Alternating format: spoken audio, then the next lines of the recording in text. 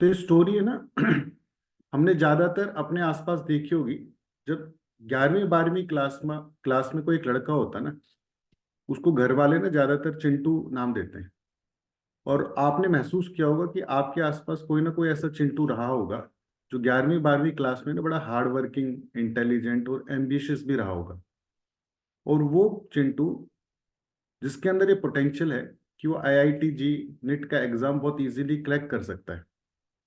और वो इन चिंटू की इच्छा है कि वो एक बड़ा डॉक्टर या इंजीनियर बने। तो अपने पेरेंट्स के पास जाता है और एज ए शुभ सलाहकार आप या आपका कोई रिलेटिव ये चिंटू के पेरेंट्स को समझाता है कि भाई इस प्रतिभावान पोटेंशियल टैलेंटेड बच्चे का आप ना एडमिशन करा दो किसी अच्छे से कोचिंग सेंटर पे जहाँ पे एंट्रेंस एग्जाम की प्रिपरेशन की जाती है। और वो बच्चा भी यही चाहता है कि जी मुझे मौका दिया जाए कि मैं कुछ बड़ा कर पाऊँ, कुछ लाइफ में अच्छा कर पाऊँ, चाहत उसकी भी है। और आप उसका एडमिशन करा देते हो और उसके लिए एक इंसान भी लगा देते हो जो उसको लाएगा ले जाएगा।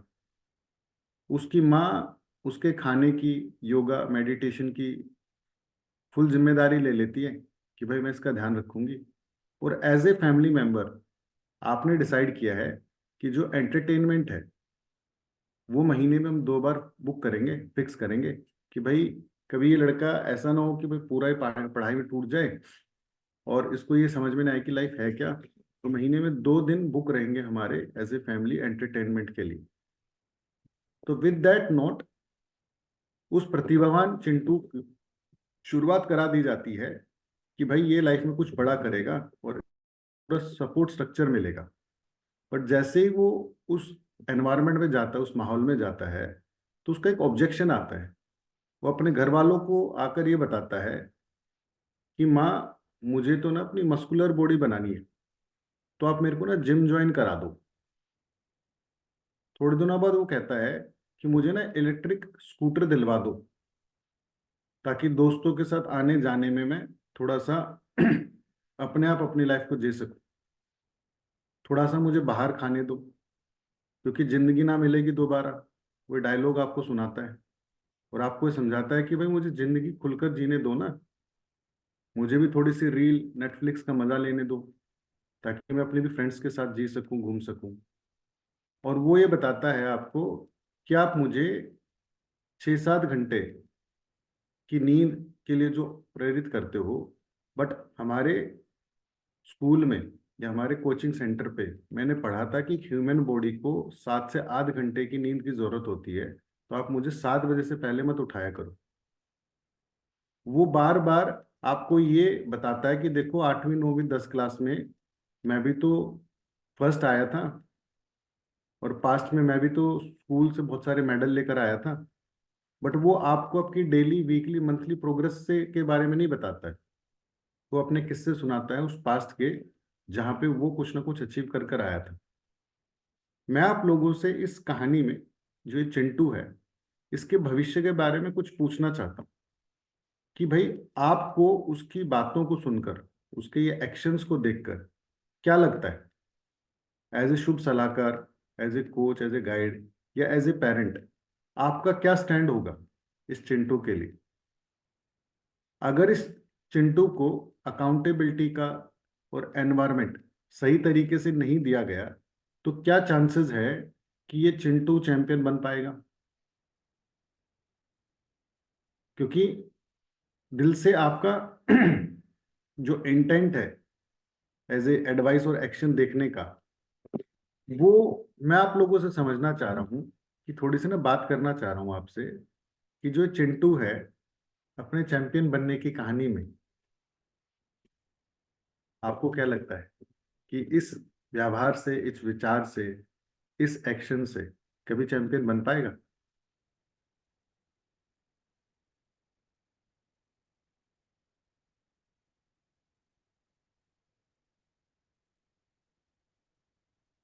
बट उसकी जो डिमांड्स हैं, जो उसकी आस्क हैं, जो उसकी इच्छाएं हैं, वो तो वो जायज है, जेन्युइन है, जो एक बच्चे की होनी चाहिए।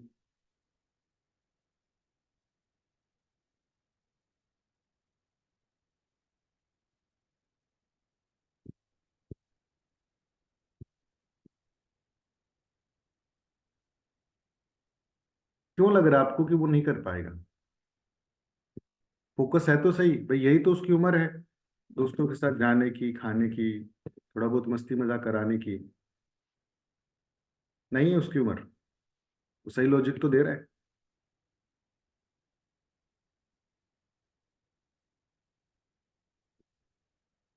गुड।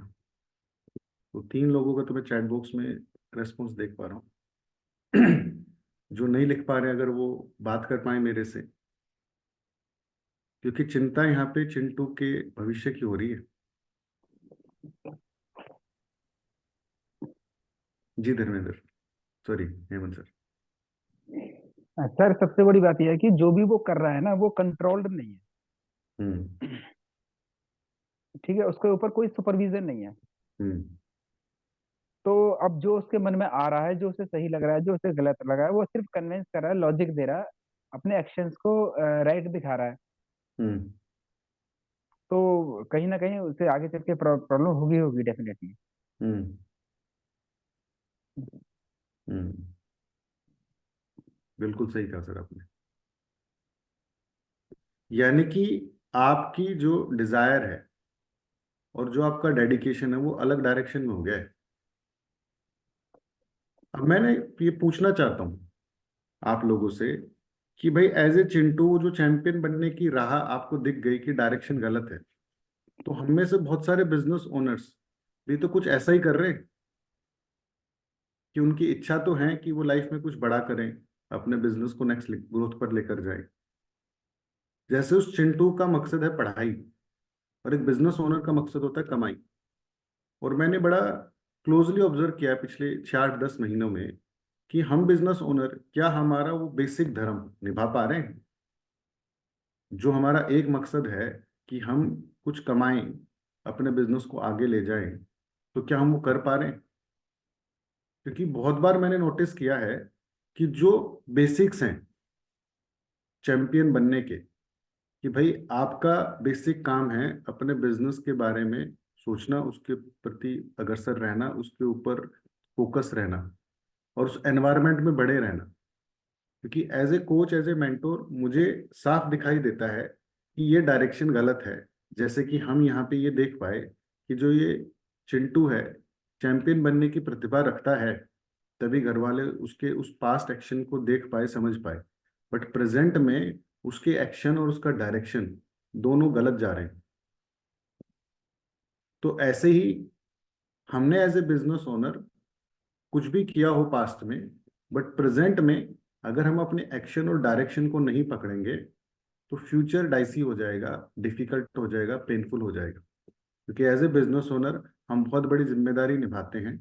हम बहुत सारे लोगों को इम्पैक्ट करते हैं अपने इस प्रोसेस से, इस विचारधारा से जो एंटरप्रेन्योरशिप की है। क्योंकि एंटरप्रेन्योरशिप की जो भूख है वो बहुत सारे लोगों में नहीं होती। अगर हमारे अंदर ये भूख है, इस प्रोफेशन में हम हैं, तो इस प्रोफेशन को निभाने के लिए हमें थोड़ी सी और ज्यादा जान लगानी होगी, इसके ऊपर थोड़ा सा और फोकस करना पड़ेगा।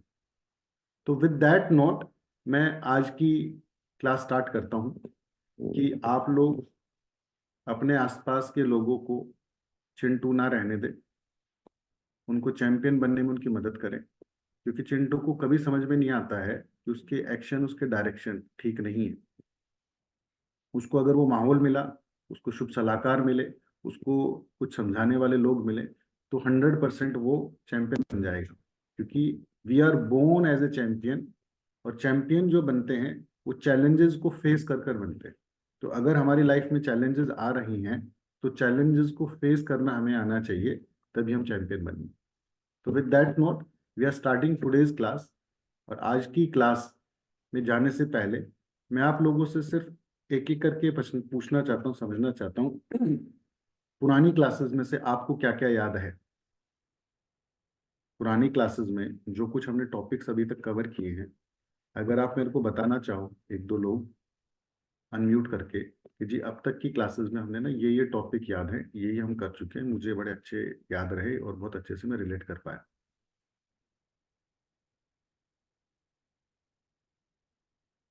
वो will share. Way last classes में से अभी तक जी ये टॉपिक हुए हैं, और ये ज्यादातर मुझे याद भी है। लेट्स रिवाइज और देखें कि पिछली क्लासेस का याद क्या है। जी डॉक्टर साहब।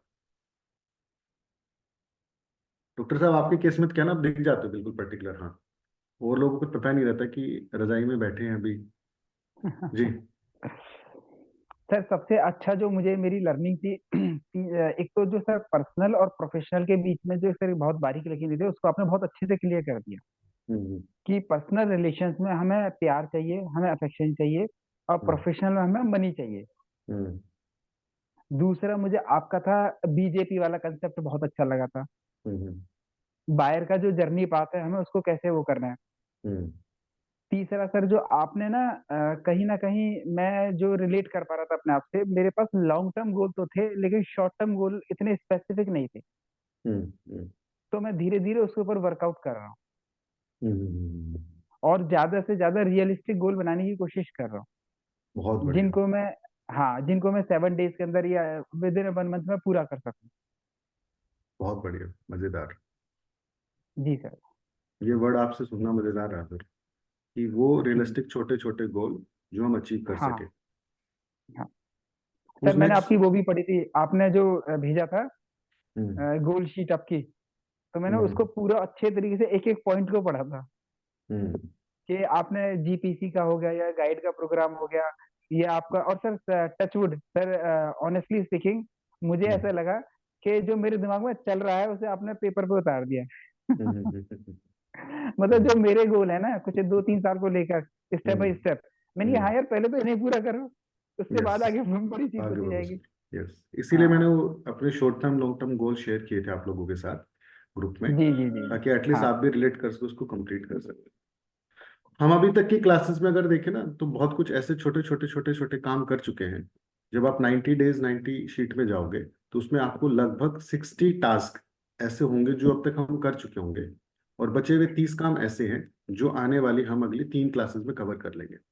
तो विद दैट नोट, आज की मैं क्लास स्टार्ट करता हूँ आप लोगों के साथ में, है ना। चैट बॉक्स में शायद एक दो लोगों ने लिखा हुआ है 6 AM क्लास लिखा हुआ है, डायरेक्शन। Okay, good. तो with that note, let's start today's class. This class has very beautiful topic. बहुत सारे लोग मेरे को ये बताते हैं, समझाते हैं कि ये सर जो आपकी क्लास है ना, ये वाली बड़ी मजेदार है, बड़ी जबरदस्त है। और इस क्लास में जो थॉट है मेरा आप लोगों को आज, जो एक बिलीफ सिस्टम आपको देने का है, वो बिलीफ सिस्टम ये है कि स्ट्रॉन्ग डिजायर अगर हो तो ग्रोथ पाना ना बहुत आसान है। बट इम्पोर्टेंट है स्ट्रॉन्ग डिजायर, वीक नहीं। क्योंकि वो डिजायर जो कभी कभार जगती है, कभी कभार वापस सो जाती है, वो डिफिकल्टी देगी। तो आप अपने बड़ी को, आप अपने ग्रुप को, आप मुझे अलाइन करो कि सर मेरे ना पीछे पड़ जाओ, कभी कभार मैं ना ऐसी हरकत करता हूँ। आप गिव वो फ्रीडम, वो लिबर्टी, ताकि आप इस स्ट्रक्चर को, इस एनवायरनमेंट को एनकैश कर पाओ। क्योंकि जो एनवायरनमेंट होता है ना, वो बड़ा पावरफुल होता है। लोग अपने बच्चों को कोटा भेजते हैं, लोग आईएएस की तैयारी करने के लिए राजेंद्र नगर या नॉर्थ कैंपस जाते हैं। वो सिर्फ इस वजह से क्योंकि उनको वहाँ पे एनवायरनमेंट मिलता है, वो लाइक माइंडेड लोग मिलते हैं जो उस विचारधारा पे काम कर रहे हैं। तो हम सारे वो बिजनेस ओनर है जो कुछ ना कुछ क्रिएट करना चाहते हैं। You are the creator and you are having the choice. आपने जो कुछ अब तक क्रिएट किया है, आप उसको बदल सकते हो विद योर चॉइस। सिर्फ आपको, जो कुछ आपने क्रिएट किया है और वो आपके मन मुताबिक नहीं है, तो सिर्फ आपको गिल्ट जोन में नहीं जाना है। हमें अपने सेल्फ लव को बढ़ाना है, सेल्फ पनिशमेंट को कम करना है, चीजों को दोबारा से डिक्लेयर करना है। If you are the creator, you are the Brahma, you are ब्रह्मास्मि, है ना। सब कुछ आप ही करता धरता हो, तो आप अपने फ्यूचर को वापस से क्रिएट करो। Don't be in that zone where you punish yourself. और आज की जो क्लास है, इस क्लास में हम जो बहुत ही इंपॉर्टेंट टॉपिक है वो है हाउ टू से नो। ये सीखने वाले हैं क्या क्या सिचुएशंस हैं जहाँ पे पर्सनल प्रोफेशनल लाइफ में हम नो नहीं कह पाते, क्यों नहीं कह पाते, और नो कहने के क्या क्या बेनिफिट हो सकते हैं। और this is an art of saying no. इस आर्ट को कैसे सीखा जा सकता है। और साथ में दो बोनस टॉपिक हैं इसके साथ में, how to give feedback and how to delegate task. क्योंकि हमें बहुत बार ये एहसास ही नहीं होता कि फीडबैक कैसे देनी और टास्क कैसे असाइन करने। तो इसको शुरू करने से पहले तो आप लोगों को वॉइस आ रही है इसकी?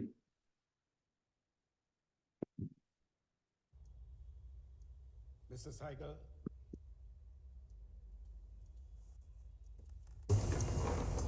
Voice is clear? Yes, sir. Yes. No.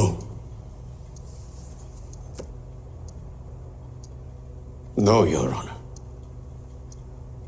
ना सिर्फ एक शब्द नहीं, अपने आप में एक पूरा वाक्य है, Your Honor.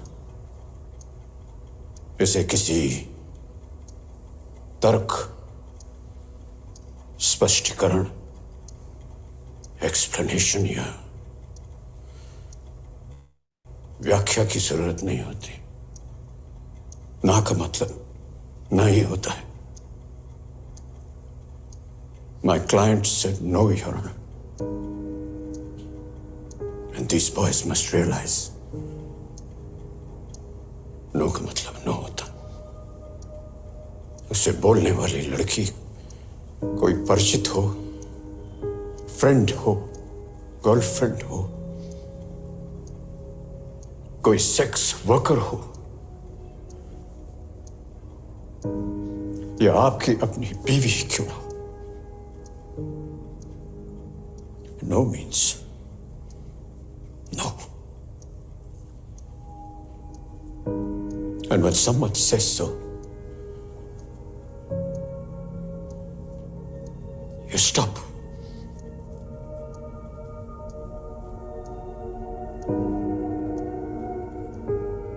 ये बहुत ब्यूटीफुल मूवी थी और ये इस ब्यूटीफुल मूवी का बहुत ब्यूटीफुल डायलॉग था, जहां मेरे लिए और मेरे जैसे बहुत सारे लोगों को प्रेजेंट हुआ था कि ना अपने आप में कंप्लीट है, और ना कहना जो है ना वो एक लाइफ स्किल है। लाइफ स्किल मतलब जैसे कि हम ड्राइविंग सीखते हैं, जैसे कि हम स्विमिंग सीखते हैं, जैसे कि हम कंप्यूटर चलाना सीखते हैं, अपने लाइफ में जिसको हम प्रैक्टिस कर कर कर सीखते हैं, उसी तरीके से इस स्किल को सीखा जा सकता है। क्योंकि बाय बर्थ इस स्किल को किसी ने हमें सिखाया ही नहीं, किसी ने बताया ही नहीं कि ना कैसे कहना है, क्यों कहना है, और ना कहने के क्या बेनिफिट होते हैं। तो आज हम वो लाइफ स्किल सीखने वाले हैं जो आपके लिए, आपके परिवार के लिए, आपके टीम मेंबर्स के लिए, और या आपके आसपास के लोगों के लिए बहुत बड़ा वेपन हो सकता है। जब हमने पहली क्लास की थी, आप लोगों को मैंने बताया था कि कोई भी सक्सेसफुल पावरफुल बिजनेस ओनर जो होता है, बहुत आसानी से उनको पता होता है कि किस चीज को ना कहना है, क्योंकि उनको अपनी प्रायोरिटीज के बारे में पता होता है। उनको पता होता है कि ये चीज हमारे लिए रिलेट करेगी या नहीं करेगी। जैसे कि चिंटू ना नहीं कह पा रहा बहुत सारी अपनी लाइफ की उन चीजों को जो उसकी सक्सेस में रोड़ा है, और वो उन सारी चीजों को यस कहने की कोशिश कर रहा है।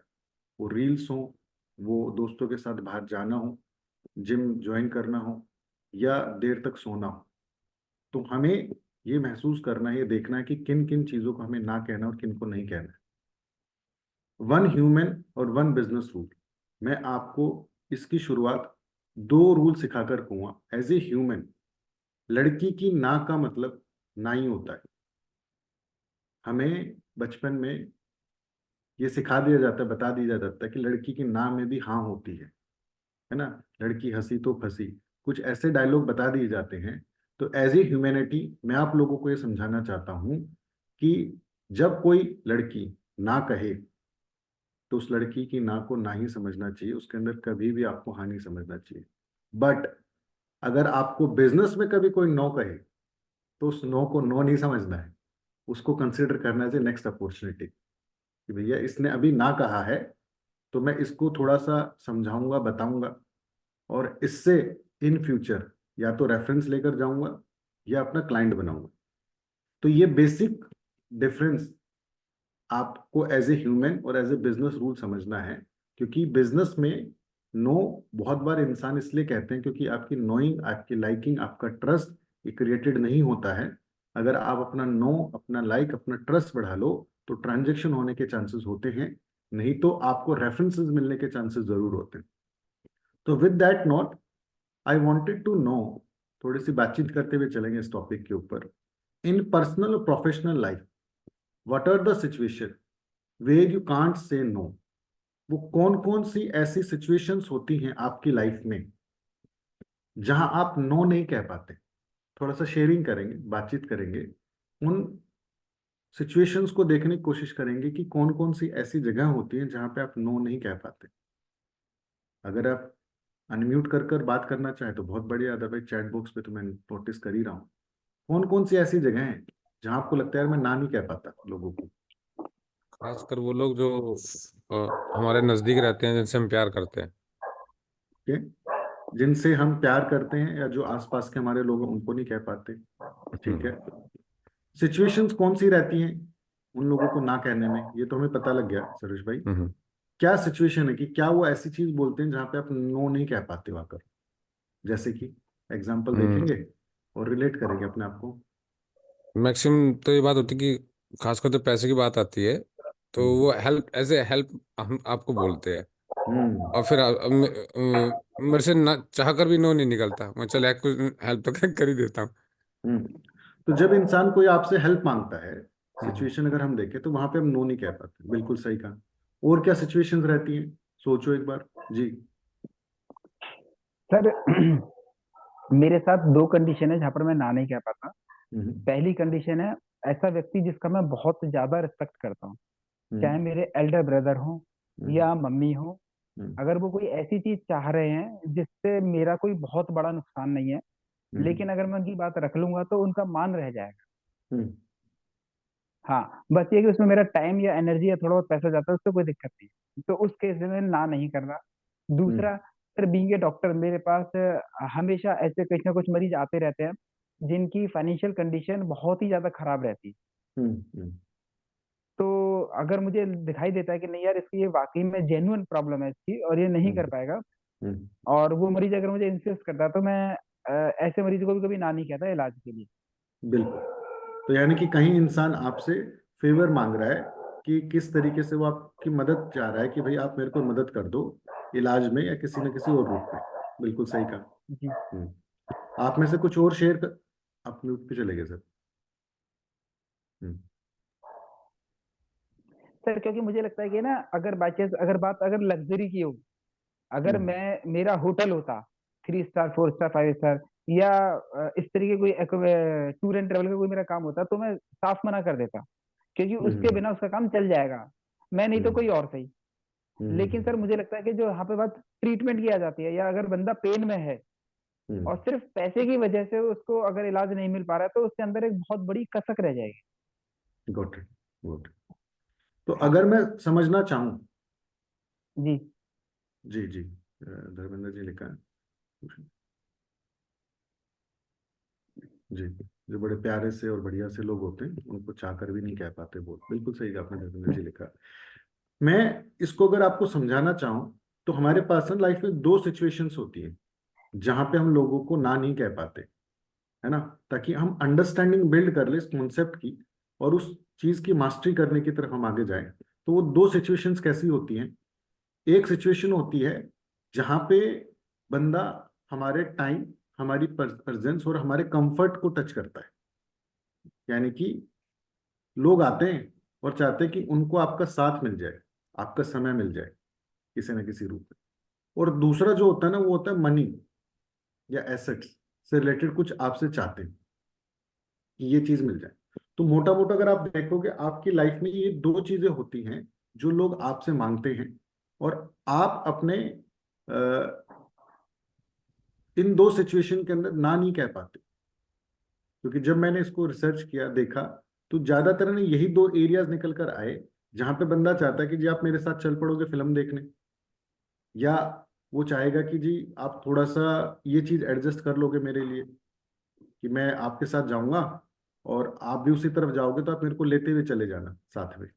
यानी कि कहीं ना कहीं आपके कंफर्ट को, आपके प्रेजेंस को, आपके समय को इस एरिया के आसपास लोग चाहते हैं आपकी पर्सनल प्रोफेशनल लाइफ में।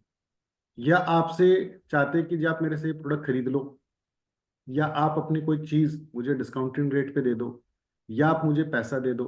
यानी कि जहां मनी या मनी रिलेटेड आइटम्स आपके आसपास होती है। तो ये दो एरियाज हैं जहां पे पर्सनल प्रोफेशनल लाइफ की वो सिचुएशंस आती हैं जहां पे हमारी मास्टरी नहीं है ना कहने की। अब मैं आपसे पूछना चाहता हूं, वाई कांट यू से नो?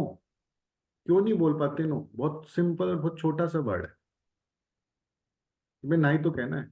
कोई ऐसा फैंसी वर्ड भी नहीं है एक्नॉलेजमेंट टाइप का जिसको समझने में समय लगेगा, है ना। ट्रांसफॉर्मेशन बड़ा भारी सा वर्ड है, बहुत प्यारा सा वर्ड है। तो क्या ऐसे कारण है जिसकी वजह से आप नहीं कह पाते नो? थोड़ा अंदर झांकेंगे और डिस्कस करेंगे।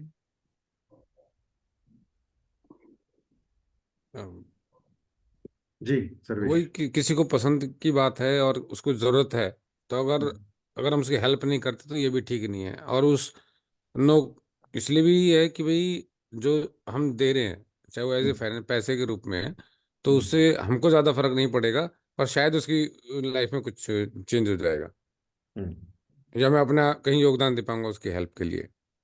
हम उसको सहयोग करना चाह रहे हैं, सपोर्ट करना हाँ। चाह रहे हैं, आप ये कह रहे हो। बहुत हाँ। बढ़िया। जितेंद्र भाई ने लिखा कई बार हम लुकिंग गुड में और हम अ, नहीं कह पाते। हम जी। खुद हेल्प हेल्प मांगते हैं, तो हमें हम्म, भी कोई अगर हेल्प नहीं करता किसी भी रूप में, हम्म, अ, तो हमको भी नहीं अच्छा लगता। तो यार हम्म, इसको इसको भी, इसके लिए भी ठीक नहीं रहेगा अगर कोई आपसे मांग रहा है कहीं और जाने के बजाय, आपके पास ही तो है हेल्प करने मांगने के लिए। हम्म, हाँ, इसलिए। बहुत बढ़िया। क्यों नहीं बोल पाते? एक बार महसूस करें अंदर से कि यार कोई बंदा आपके पास आया और आपको पता आपका टाइम मांग रहा है, आपसे पैसा मांग रहा है ना। और अ, क्योंकि उसको देने आप पे हमको फर्क नहीं पड़ रहा ज्यादा। नहीं, ये वाली बात होगी, फर्क नहीं पड़ रहा ज्यादा, इस लेकिन नहीं हमारा वो। जी जी जी। क्योंकि अगर कोई टाइम की बात है तो हम जिन जगह पे देते हैं, शायद उसको दे रहे हैं तो इतनी इतनी बड़ी दिक्कत नहीं है वो। हम्म, नहीं वो कहीं वो नहीं। वो भी इसलिए क्योंकि हम अपने काम को लगा रहा है कि भाई मेरे पास टाइम है, लेकिन अगर जरूरी काम होगा तब तो वो टाइम भी नहीं दे पाएंगे। हाँ। तो इस हम ऑर्गेनाइज ही नहीं है, मैं अपनी बात कर रहा डिस्कशन हूँ। को हम हाँ। करेंगे ना, तो हम क्या करेंगे? अभी सब लोगों से मैं रिक्वेस्ट करूं कि अपने लाइफ में ना दो चार इंसिडेंट दे सोच लो जहां पे अपने नाम नहीं कह पाए और अब दर्द में रहे। तो उन सिचुएशन को ध्यान रख के बात करेंगे कि यार वहां पे भी ना मैं ना नहीं कह पाया था। क्योंकि हम यही तो सीखना चाह रहे हैं ना कि यार वो वाली सिचुएशन थी, मैं ना नहीं कह पाया था। क्योंकि हम एक्चुअल में रिलेट करेंगे तो हम इसको अंदर से तोड़ पाएंगे। जब धीरे धीरे हम कन्वर्सेशन को आगे की तरफ बढ़ाएंगे और as a theory as a ज्ञान समझेंगे, तो आप ये बताओगे कि यार बड़ा अच्छा टॉपिक था।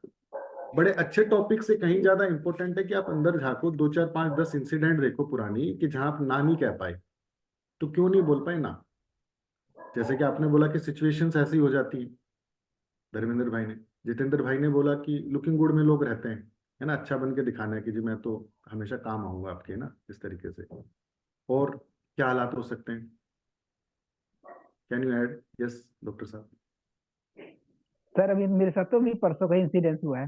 हम्म, सर मैं सुबह ट्रेनिंग लेकर आया था। हम्म, उसके बाद अगले दिन मुझे सर सुबह उसी टाइम पर उठना होता है, 4 बजे के आसपास मैं उठ जाता हूँ।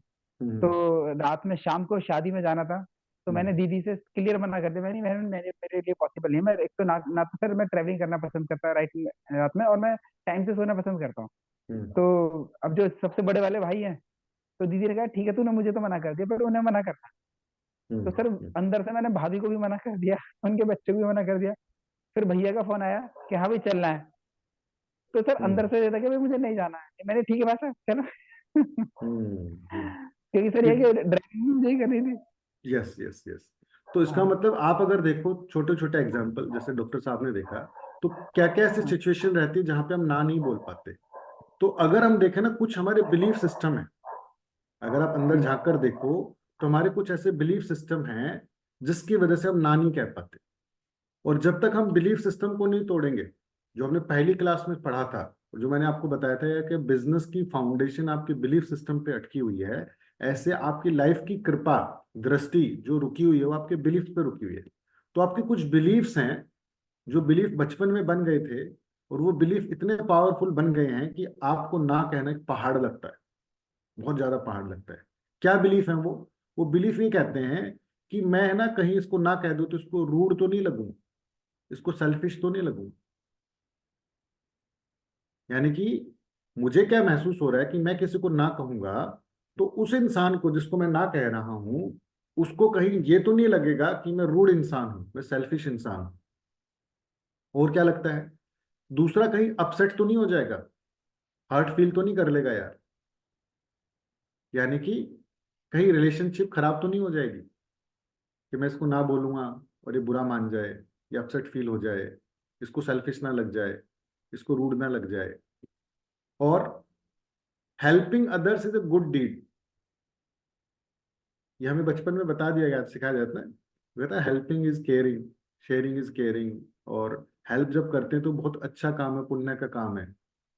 और ना बोलने से दूसरों को बुरा लगता है क्योंकि लोग मेंटली प्रिपेयर नहीं होते ना सुनने को लेके, है ना, एज ए ह्यूमन हम भी और दूसरे भी।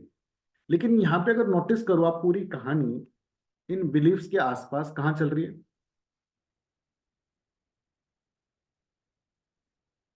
अगर आप नोटिस करो ये वाले बिलीफ्स जिनकी हम अभी बात कर रहे हैं, यहाँ पे पूरी कहानी चल कहाँ रही है। पे चॉइस पे। फ्लैशबैक में हम्म, पीछे से जो लर्निंग कर रखी है वहीं पे चल रही है। हाँ, पीछे से लर्निंग चल रही है और यहाँ पे जो पूरा गेम चल रहा है ना दूसरे के वर्ल्ड का चल रहा है कि यार उसको बुरा ना लग जाए, वो अपसेट फील ना कर जाए, उसके साथ मेरी रिलेशनशिप खराब ना हो जाए कहीं ना कहीं पे। तो we are considering second person as more valuable, more important, more कहते हैं कंसिडरिंग उसकी इंपॉर्टेंस को हम ज्यादा कंसिडर कर रहे हैं। तो मैं आप लोगों से ये बात करना चाह रहा हूँ, ये समझना चाह रहा हूँ, पूछना चाह रहा हूँ, माइट बी ये ऊपर वाली बातें सारी सही हैं जो आपने बताई या हमने महसूस की as a emotion, as a belief system, but उनको अच्छा फील कराने के लिए why you are taking pain. मैं समझ गया कि भाई आप रूड लगोगे, आपके बात कहने से अपसेट फील कर जाएगा, वो हर्ट हो जाएगा, उसकी रिलेशनशिप खराब हो जाएगी, उनको लगेगा यार कैसा बेकार कैसा घटिया इंसान है। इन सारी चीजों को ना लगे तो आप अपने आप को क्यों पेन दे रहे हो। महसूस कर कर देखो वो 4 5 10 15 सिचुएशंस पुराने वाली जहां पे आप ना नहीं कह पाए लोगों को, उसकी वजह से पेन किसको मिला, आपको मिला। तो उस पेन का पनिशमेंट आपने खुद अपनी चॉइस से अपने आप को दे दिया। क्यों? क्योंकि आपके बिलीफ सिस्टम में कहीं ना कहीं ये चीज बनी हुई थी कि यार ना कहना अच्छी बात नहीं है लोगों को। मैं आप लोगों से ये समझना चाह रहा हूं कि भाई आप you are in people pleasing zone. आप ना इसलिए नहीं कह पाते क्योंकि आप एक पीपल प्लीजिंग जोन में चल रहे हो जहां पे आप लोगों को खुश कर रहे हो, ना कि आप अपने आप को। आपको खुशी दूसरों को इम्प्रेस करके मिल रही है कि मैं दूसरों से अप्रूवल ले लूं, वो कह दे कि यार सर्विस बड़ा अच्छा आदमी है, मेरी मदद करता है। हम जो मेडल ले रहे हैं नवीन भाई, धर्मेंद्र भाई, जितेंद्र भाई, वो हम दूसरों से ले रहे हैं कि दूसरे लोग आकर बताएं कि भाई ये बड़ा अच्छा इंसान है। क्यों? क्योंकि इसने मेरी मदद कर दी। ये बेकार इंसान है, मेरी मदद नहीं की। यानी कि हम किसके अप्रूवल लिए बैठे हैं कि कोई दूसरा इंसान आके मुझे अप्रूवल दे। मेरा सेल्फ लव इतना स्ट्रांग नहीं है कि मैं अपने आप को प्यार कर सकूं। मैं उस प्यार को तलाश कर रहा हूं बाहर से कि लोगों से मैं ला सकूं कि भाई मुझे बेशक से दर्द हो जाए तेरे काम आने में, तुझे पैसा दिलाने में, तेरे साथ जाने में। क्योंकि आपका सेल्फ लव, आपका आपका फैमिली के प्रति लव और आपका आपके काम के प्रति जो लव है ना वो वीक है, कम है। नहीं तो ऐसा कैसे हो सकता है कि कोई इंसान आपसे 5 10 15 20 50 हजार रुपए लेकर जाता है और फिर आप परेशान हो जाते हो, उससे पैसे मांगते हो, उससे फॉलो अप करते हो और उसको खुलकर ये नहीं कह पाते कि भाई ये क्या ड्रामा है, उसको समझा नहीं पाते, उसकी गलती का एहसास भी नहीं करा पाते खुलकर। आप देखो ना जब आपके साथ गलत हो रहा होता है, क्योंकि नो, जिन सिचुएशन में हमें कहना चाहिए था हम नहीं कह पाते, उसके बाद हम नोटिस करोगे कि वो जो ना कहने का इम्पैक्ट आया है वो आपके ऊपर आया है, आपके परिवार के ऊपर आया है और आपके काम के ऊपर भी आया है। क्योंकि आप अननेसेसरी अनप्रोडक्टिव चीजों के अंदर एंगेज भी तो होगे ना।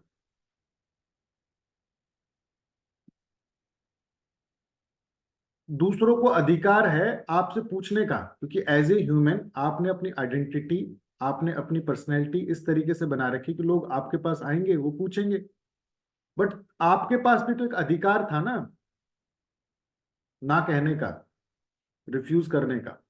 तो आप अपने अधिकार को तो जान ही नहीं रहे हो, पहचान ही नहीं रहे हो। आप सिर्फ दूसरे के अधिकार को जान रहे हो कि भाई दूसरे का अधिकार है मेरे पास आने का और आपसे कुछ मांगने का। तो उसने जो चीज मांगी है, तो आपके पास भी तो एक अधिकार है ना उस प्रपोजल को एक्सेप्ट या रिजेक्ट करने का। ये किसने बोला है, किसने बताया है कि भाई वो आपको 100% एक्सेप्ट ही करना है? तो अगर हम बेसिक्स में जाएं तो हमारे बिलीफ सिस्टम में कहीं ना कहीं थोड़ी सी गड़बड़ है।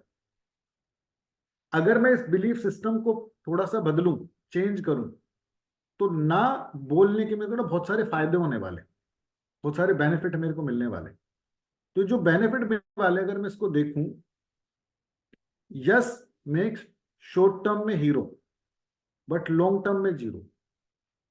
आप शॉर्ट टर्म के लिए उस गुड फीलिंग के लिए आज अच्छे तो बन जाओगे क्योंकि आपने यस कह दिया, बट जो ये यस है ना, ये शॉर्ट टर्म के लिए यस है। एक समय के बाद उसको पता भी नहीं रहेगा उस इंसान को जिसके लिए आपने दर्द लिया था। समझने के लिए, नोट एज ए पर्सनल, इसका आंसर आपको 2-3 स्लाइड के बाद मिलेगा। बट मैं डॉक्टर जी के केस में अगर देखूं, उन्होंने शॉर्ट टर्म के लिए फैमिली को इंप्रेस करने के लिए यस बोल दिया, बट ये यस 1 साल 2 साल 5 साल 10 साल बाद किसी को याद भी नहीं रहेगा, बट पेन तो लिया। इसको एज ए एग्जाम्पल समझेंगे, बट इसके आंसर हम आगे की तरफ जाएंगे। इसको सिर्फ सिचुएशन के हिसाब से पर्टिकुलरली स्ट्रांगली नहीं पकड़ेंगे इस एग्जाम्पल। मैं सिर्फ आप लोगों को ये बताने वाला हूं कि हम बहुत बार जो यस कह रही हैं, वो यस ग्रेटिफिकेशन जो हमें मिल रहा है कि चलो मुझे कुछ अच्छा लगा, जो सेल्फ लव हम दूसरों से एक्सेप्ट कर रहे हैं, दूसरों से ले रहे हैं, अपने आप को दर्द देके, अपने आप को पेन देकर। जब हम नो कहते हैं तो नो कहने से हमारा बहुत सारा समय बचता है, इससे हमारी प्रोडक्टिविटी इंक्रीज होती है क्योंकि हम अननेसेसरी अनप्रोडक्टिव कामों में एंगेज नहीं होते क्योंकि हम ना कह सकते हैं लोगों को। प्लस जो हमारा लव है अपने प्रति, अपने परिवार के प्रति और अपने काम के प्रति बहुत बढ़ जाता है। हम बहुत बार, क्योंकि शादियों का सीजन चल रहा है अभी, कल परसों की बात थी, मेरे को 2 शादियों में जाना था। तो एक शादी सिर्फ ऑब्लिगेशन थी और एक शादी इसलिए थी क्योंकि मुझे भी अच्छा था, मुझे भी वो रिश्ता निभाना था, इस वजह से। तो उस ऑब्लिगेशन वाली शादी में मैं नहीं गया। बट अगर मैं उस शादी को कवर करके दूसरी शादी में भी जाता जहां पे सिर्फ एज ए ऑब्लिगेशन मेरे को जाना होता, तो एक तो रात को परेशान होता अपने आप को, और सिर्फ एक ऑब्लिगेशन की वजह से अपने परिवार का समय भी किल कर रहा होता। अब रात को लेट आता तो अगले दिन उठकर तैयारी भी नहीं कर पाता और कई सारी चीजें फोकस नहीं कर पाता। यानी कि आपका एक ना कहना आपके समय, आपके परिवार के समय और आपके काम को देने वाले समय, इन सारी चीजों को बचाता है, आपकी प्रोडक्टिविटी एनहेंस कर कर जाता है। प्लस जब आप ना कहते हो ना, तो आपको रिस्पेक्ट ज्यादा मिलती है क्योंकि अगले इंसान को आपने क्लियर कट इंडिकेशन दे दिया कि भाई ये वाले सिचुएशन में मैं आउट हूं, आप अपने आप देखो अब आगे कैसे करें। क्योंकि थोड़े समय के लिए शायद उसको बुरा लग सकता है, और अगर उस इंसान को लंबे टाइम तक बुरा लग रहा है तो भाई आपको उसकी बुराई के प्रति नहीं सोचना है। क्योंकि लास्ट टाइम भी मैंने बात की थी कि आपको देखना कि हमें दर्द किन लोगों का लेना है, जिनको हम पर्सनल रिलेशन कहते हैं, उनका दर्द लेना होता है। जो प्रोफेशनल रिलेशंस होते हैं बहुत सारे, उनका दर्द नहीं लेना होता है। मैं आपको सिर्फ ये बताना चाहता हूं कि जब हमें नो कहना है किसी को, उस नो को कहने से पहले एक बार सिचुएशन को चेक करना है कि किस सिचुएशन में मेरे को नो कहना है और किस सिचुएशन में नो नहीं कहना है। क्या आप लोगों के पास ये टूल है कि भाई मैं कहां पे नो कहूं और कहां पे ना कहूं? क्योंकि हम तो हर एक सिचुएशन में यस कह देते हैं और हर एक सिचुएशन में नो कह देते हैं। तो अगर मैं आप लोगों को ये थोड़ी सी समझ, ये थोड़ी सी नॉलेज दे दूं कि भाई ये वाली सिचुएशंस है जहां पे आपको नो कहना है और ये वाली सिचुएशन जहां पे नो नहीं कहना है, तो इस टूल पे अगर हम थोड़ी सी चर्चा करें तो थोड़ी सी मैं टेंशन आप लोगों की लूंगा और आपको बताऊंगा कि एक्शन पॉइंट के पॉइंट ऑफ व्यू से देखा जाए तो चेक योर फीलिंग्स। आपका यस में फुलफिलमेंट एक्साइटमेंट और हैप्पीनेस है या नहीं, या प्रेशर, बर्डन या पेन फील हो रहा है। जब आपके पास सिचुएशंस आती हैं यस या नो वाली, आपको सबसे पहले इंटरनली चेक करना है कि यार मैं इसको अगर यस कहूंगा तो इसको यस कहने से मेरे को फुलफिलमेंट, एक्साइटमेंट या हैप्पीनेस की फीलिंग आएगी, या मैं प्रेशर, बर्डन या पेन में कह रहा हूं। आपसे कोई इंसान पैसे मांगता है और आपको कोई क्लोज रिश्तेदार है ना, जैसे कि आपके सगे भाई हैं समझने के लिए, और आपको लगता है कि यार चलो मैं इसके काम आ पाया, इसने मेरे को इतना समझा कि मेरे से पैसे मांग रहा है, और वो पैसे आपको लगे नहीं भी मिले तो कोई दिक्कत नहीं, मेरे काम आ गया अपने भाई के, तो उस सिचुएशन में आपके अंदर ना फुलफिलमेंट है, एक्साइटमेंट है, हैप्पीनेस है। तो ये वाला जो यस है ना, ये एक्चुअल यस है। बट आपको लग रहा है कि यार मैं इस भाई को कैसे मना करूं, इस दोस्त को कैसे मना कर दूं, इसको बुरा ना लग जाए, चल दे देता हूं। यानी कि कहीं ना कहीं आपकी फीलिंग में प्रेशर, बर्डन या पेन महसूस हो रहा है, क्योंकि ये हो जाता है। फीलिंग आपको बहुत इमीडिएट ट्रिगर होती है, जहां से आप चेक कर सकते हो कि इस सिचुएशन में मुझे यस कहना है या इस सिचुएशन में मुझे नो कहना है। First step is check your feelings. Second step, define और check your value and commitment category.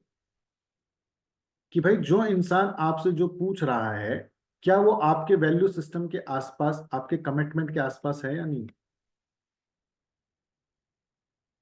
Feeling के साथ दूसरा चेक पॉइंट जो आता है वो आता है आपके वैल्यू सिस्टम और कमिटमेंट कैटेगरी को लेकर। जो आपके लिए वैल्यू नहीं रखती है उन चीजों को आप बहुत इजीली नो कह सकते हो। जैसे कि आप दारू नहीं पीते या नॉन वेज नहीं खाते, और कोई इंसान आपको कहे आके भाई यार चलो दारू पार्टी करते हैं, नॉन वेज खाते हैं, तो आप बहुत आसानी से ना कह सकते हो ना। इसके लिए तो चैट बॉक्स में यस या नो कर दो। If you are not drinking और हैविंग नॉन वेज, आपको लग रहा है कि भाई मेरे वैल्यू सिस्टम में मैं नॉन वेज नहीं खाता, या मैं दारू नहीं पीता, ये मेरा वैल्यू सिस्टम है, और उस वैल्यू सिस्टम के अगेंस्ट में आके आपसे कोई कहे कि नहीं यार आपको ना मेरे साथ आज दारू पीनी है, पार्टी कर रहे चलना है ना। जैसे बहुत बार वो होते हैं ना लोकल में, जीजा लोग जो होते हैं वो अपना प्रेशर दिखाते हैं। बचपन में एक इंसिडेंट हुई थी कि भाई मैं तेरा जीजा, तो जो थोड़ी सी दारू नहीं पिएगा मेरे कहने पे, फिर काय का साला, मैं तो नहीं पीता भाई, क्यों पीऊंगा मैं आपके कहने से, क्योंकि मेरे वैल्यू सिस्टम में नहीं था, अलाउ ही नहीं होता है। तो आपको कंसिडर करना कि क्या आपका वैल्यू सिस्टम या आपका कमिटमेंट लेवल उसके आसपास लाई करता है। जैसे मैंने ना अभी लास्ट ईयर मेंटरिंग ली थी, मेरे जो गुरुदेव हैं अक्षर यादव जी से, 1.5 लाख रुपए महीना वो लेते थे मेंटरिंग का।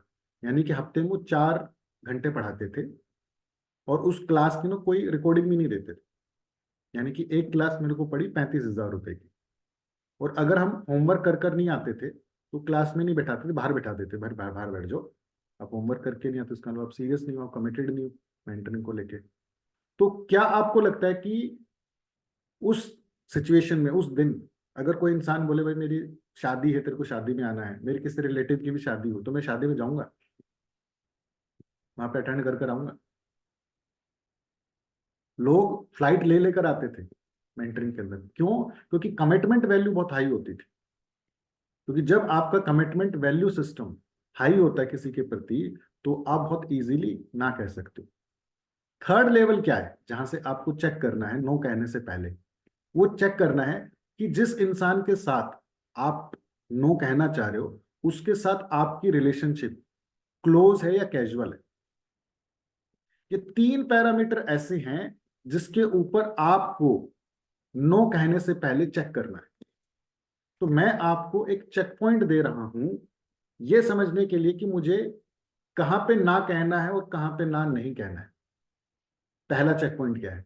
आप अपनी फीलिंग को चेक कर लो कि आप जिस चीज को ना कह रहे हो उस ना कहने में आपको प्रेशर फील हो रहा है, बर्डन हो रहा है, या पेन आ रहा है, या एक्साइटमेंट या हैप्पीनेस की फीलिंग है यस कहने में। दूसरा, जिसके प्रति आप अलाइंड हो उसमें आपका वैल्यू और कमिटमेंट क्या है। तीसरा, जिस पर्सन के साथ आप हो उस पर्सन के साथ आपकी क्लोज रिलेशनशिप है, कैजुअल है।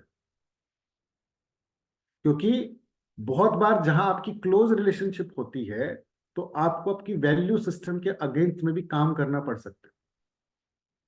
जहां आपको लगता है कि यार ये मेरा क्लोज रिलेशनशिप है और मुझे इस काम को करके फुलफिलमेंट आएगा, आप उस बर्डन को लेकर भी खुश हो, उस पेन को लेकर भी खुश हो, तो वहां आपका यस कहना सही होता है।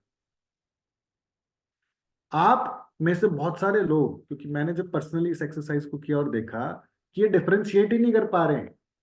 हर रिलेशन आपके लिए इंपॉर्टेंट है, जो होता ही नहीं है। कुछ रिलेशन आपकी लाइफ में कैजुअल होते हैं, कुछ रिलेशन क्लोज होते हैं। आप क्लोज और कैजुअल के अंदर डिफरेंशिएट ही नहीं कर रहे। भाई मैं लेट सपोज आपकी लाइफ में हूं और आपकी लाइफ में कोई एक बंदा कल परसों आया है जिससे आपका प्यार आधार बन गया है, तो मेरी वैल्यू और उस कल परसों आने वाले इंसान की वैल्यू में अंतर होगा। सेम बेसिस पे आपका एक क्लोज फ्रेंड होगा जो स्कूल का कॉलेज डेज का होगा, आपकी और उसकी मेरी रिलेशंस में एक डिफरेंस होगा। तो एज ए ह्यूमन हम नोटिस ही नहीं कर पा रहे, हम ये समझ ही नहीं पा रहे कि भाई ह्यूमंस की भी एक स्ट्रेंथ होती है रिलेशनशिप की। कुछ रिलेशंस ऐसे होते हैं जहां आपको दर्द लेके भी खुशी होती है। आपका बच्चे ने बोला कि पापा जी आपको मेरे को स्कूल छोड़कर आना है ना, और आपकी कोई इंपॉर्टेंट मीटिंग थी, बट बच्चा रोने लग गया, आप जाओगे छोड़ने के लिए। बट वही बच्चा पड़ोसी का हो और वो कहे अंकल जी आपको छोड़ के आना है और आपकी इंपॉर्टेंट मीटिंग हो, तो आप क्या करोगे? चैट बॉक्स में लिख दो आंसर, जाओगे या नहीं जाओगे छोड़ने?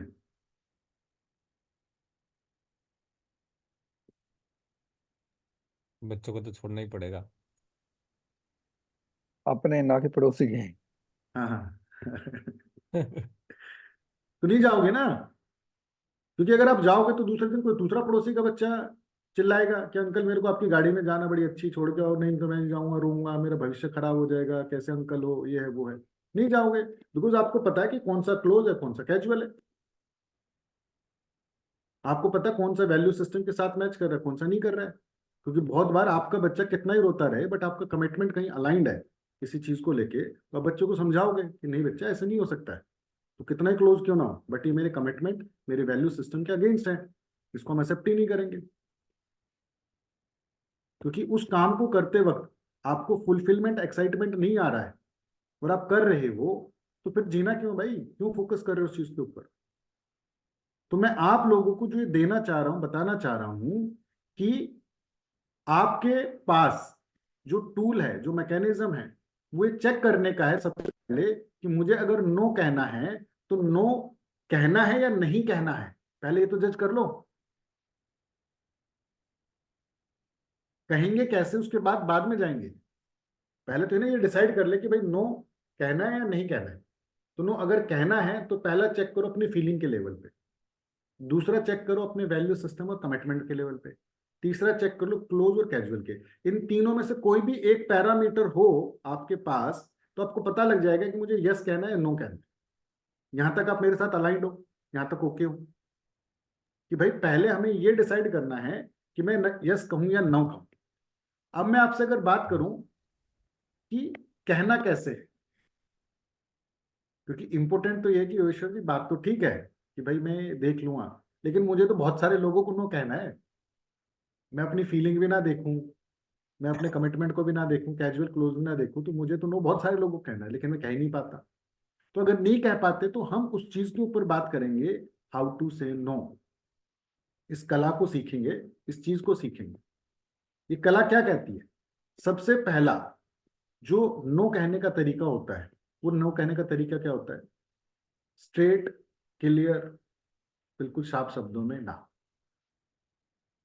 बेस्ट वे क्या है कि स्ट्रेट एंड क्लियर शब्दों में आप ना कह सकते हो।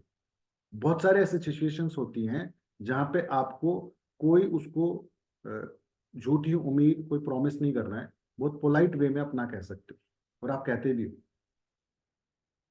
क्योंकि बहुत सारे लोग आपसे उम्मीद करते हैं कि सर आप मेरे से ना इंश्योरेंस ले लो, आप क्या कहते हो? आपके सर्कल में लोग होते हैं ना बहुत सारे जो क्लोज भी होते हैं आपके, आपको जानते पहचानते भी हैं, आपके पास रैंडम पर कॉल आती है बहाने कि देते हैं उसको आप ना इंश्योरेंस करने ले के। लो मेरे से। तो आप उसको ना कह देते हो ना बहुत आराम से। यस, क्यों कह देते हो ना जी उसको आराम से? क्योंकि नजदीक का मामला नहीं है ना। नजदीक का नहीं, आपको क्लियरिटी है इस चीज के लिए कि प्रोडक्ट मेरे लिए नहीं बना है, हम्म। और आप बहुत स्ट्रेट क्लियर वे में उसको विद पोलाइट वे में ना कह सकते, नहीं सर जरूरत नहीं है इसकी। बहुत सारे ऐसे सिचुएशन जहां पे आपको पता है कि मैं बहुत क्लियर कट कंडीशन में इसको ना कह सकता हूं, वहां तो आप ना कह ही देते हो। झमेला आता है दूसरे वाले सिचुएशन में, जहां आपको इस चीज की प्रैक्टिस करनी है कि आपको नो कहना है, बट थॉटफुल नो कहना है। यानी कि सोच समझ कर ना कहना है, थोड़ा रुक कर कहना है, एकदम से ना नहीं कहना है। यानी कि सबसे पहले जो बहुत सारे लोगों का पैटर्न होता है, जब आप नो कहते हो तो नो से पहले ना कभी सॉरी नहीं बोलना होता है। मैंने बहुत बार लोगों के इस पैटर्न को देखा है कि जब कोई किसी को नो कहता है तो उससे पहले ना सॉरी बोलता है। Why you feel sorry before saying no? Say thank you, thank you in such a way, thank you for trusting and expecting and considering me, कि वो आपके पास आया, आपसे उम्मीद कर रहा है। जैसे आपसे किसी ने पैसे मांगे कि यार 50,000 रुपये दे दे, तो आप, बहुत बार लोग बोलते हैं सॉरी यार मैं यार दे नहीं पाऊंगा, मेरे को तो ये दिक्कत है। तो कन्वर्सेशन ही थोड़ी सी गलत स्टार्ट हो गई। कन्वर्सेशन शुरू होनी चाहिए थी, थैंक यू यार कि तूने मेरे पे ट्रस्ट किया, मेरे से एक्सपेक्ट किया, या मेरे को कंसिडर किया कि मैं इस लायक हूँ, एटलीस्ट तेरे को 50,000 रुपये दे सकता हूँ। देन से द सिचुएशन और रीजन विद इमोशन। यार मेरे साथ तो ना दिक्कत ऐसी चल रही है कि मैंने ना ऑलरेडी थोड़ा सा बर्डन में चल रहा हूँ इस महीने के एंड में। इच्छा थी मेरी आपको देने की, दिलाने की कोशिश करने की। आपको आपकी सिचुएशन को विद इमोशन अगले को बताना है। तीसरा, अगर आपके पास सच में कोई उसके लिए ऑप्शन है, कोई रिकमेंडेशन है, कुछ आप उसके लिए कुछ और क्रिएट कर सकते हो, तो वो तीसरी चीज बतानी कि देख मेरे पास तो है नहीं, महीने का एंड चल रहा है, बट मैं तेरे को ना किसी फाइनेंसर से इंट्रोड्यूस करा सकता हूँ, वहां से वो पैसे दे देगा तेरे को 50,000 रुपये, लेकिन वो महीने का ब्याज लेगा। अगर तेरी ज्यादा जरूरत है बस ये, तो वहां से दिला सकता हूँ तेरे को, अरेंज करा सकता हूँ। कुछ ना कुछ तेरे पास कोलेट्रल होना चाहिए देने के लिए, कंसिडर करने के लिए। तो यानी कि आपको प्रैक्टिस जो करनी है इस वाले सेकंड थॉट की ज्यादा करनी है, क्योंकि फर्स्ट थॉट में आप बहुत क्लियर होते हो। और मेरे भाई, कई लोग तो इसलिए बात के लिए तैयार हो जाते हैं, हाँ मुझे इतने पे भी, मुझे 5% पे दिला दो, 10%, ये बड़ी मुसीबत वाला काम हो जाता है। हाँ तैयार रहते हैं उसके लिए भी वो, तो तैयार रहते हैं ना दोस्त लेकिन तो। फंसेंगे तो हम ना। नहीं नहीं, सर्वेश भाई बहुत अच्छी चीज आपने बोली। तो इसका मतलब आपने इससे पहले वाला जो स्टेप था, ना या हाँ कहने के अंदर, तीन चीजें मैंने आपको दी थी। किसी को ना कहना है, ना हाँ कहना है, तो आप पहले देख तो लो कि आपकी फीलिंग क्या है, आपका हम्म। वैल्यू सिस्टम, कमिटमेंट क्या है, और जिस इंसान से आप बात कर रहे हो कैजुअल है क्लोज है। अगर वो इंसान आपकी लाइफ का कैजुअल पर्सन है, क्लोज नहीं है, क्लोज में कुछ कुछ ही लोग कम होते हैं, तो अगर वो कैजुअल है तो ना कहना सीखो भाई। उसको बुरा लगे उससे, उसके ऊपर थोड़ा फोकस करेंगे कहीं ना कहीं पे। हाँ, वो ना कहने का तरीका क्या है, उस तरीके की अगर हम मास्टरी कर लें, तो उस मास्टरी से हम एज ए पर्सन ज्यादा इवोल्व हो जाते हैं। क्योंकि जब कोई इंसान आपके पास किसी भी चीज को लेकर आता है, इसकी थोड़ी सी प्रैक्टिस करेंगे तो सिचुएशन देखेंगे अभी, तो वो एक उम्मीद से आता है। तो उस उम्मीद को कहने का तरीका क्या होगा, वो तरीके के दो स्टेप्स है। पहला है कि आप उस बंदे के साथ क्लियर कट नो कह सकते हो, जहां आपको कोई ज्यादा सा फर्क नहीं पड़ता है। दूसरा, जहां फर्क पड़ता है वहां पे आप थॉटफुल नो कहते हो।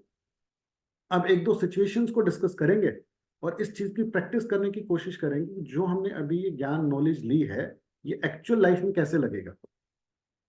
तो who wanted to discuss any of this situation from where we can learn कि यहाँ पे क्लियर कट नो बनता था या थॉटफुल नो बनता था? जी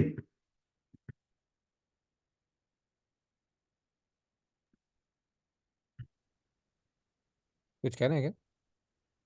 हाँ, मैं ये पूछना चाह रहा हूँ आप लोगों से कि आप लोगों के पास कुछ ऐसी सिचुएशंस हैं, ऐसे हालात हैं, ऐसी कंडीशंस हैं जो आपने नो कहना चाहते थे या नहीं कह पाए, या नो कहने की अगर कोशिश करें तो रैंडमली कैसे कह सकते हैं। जैसे कि डॉक्टर के केस में क्या होता है कि उनके पास पेशेंट्स आते हैं और वो उम्मीद करते हैं कि सर डॉक्टर साहब आप है ना हमारा फ्री में इलाज कर दो, है ना, या हमसे पैसे मत लो। तो ये सिचुएशन बार बार अकर होती है। तो इस सिचुएशन में सबसे पहले ये चेक करना है कि जिस बंदे के साथ आप डिस्कस कर रहे हो, बातचीत कर रहे हो, यस या नो कहने में आपके फीलिंग लेवल पे, आपके कमिटमेंट लेवल पे, या आपके क्लोज कैजुअल रिलेशनशिप पे कोई भी एक पैरामीटर पकड़ लो, आपको ना कहने में आसानी हो जाती है। सबसे पहले तो आपको एक पैरामीटर देखना पड़ेगा ना उस चीज को लेकर कि भाई मैं इसको यस कहूँ या नो कहूँ।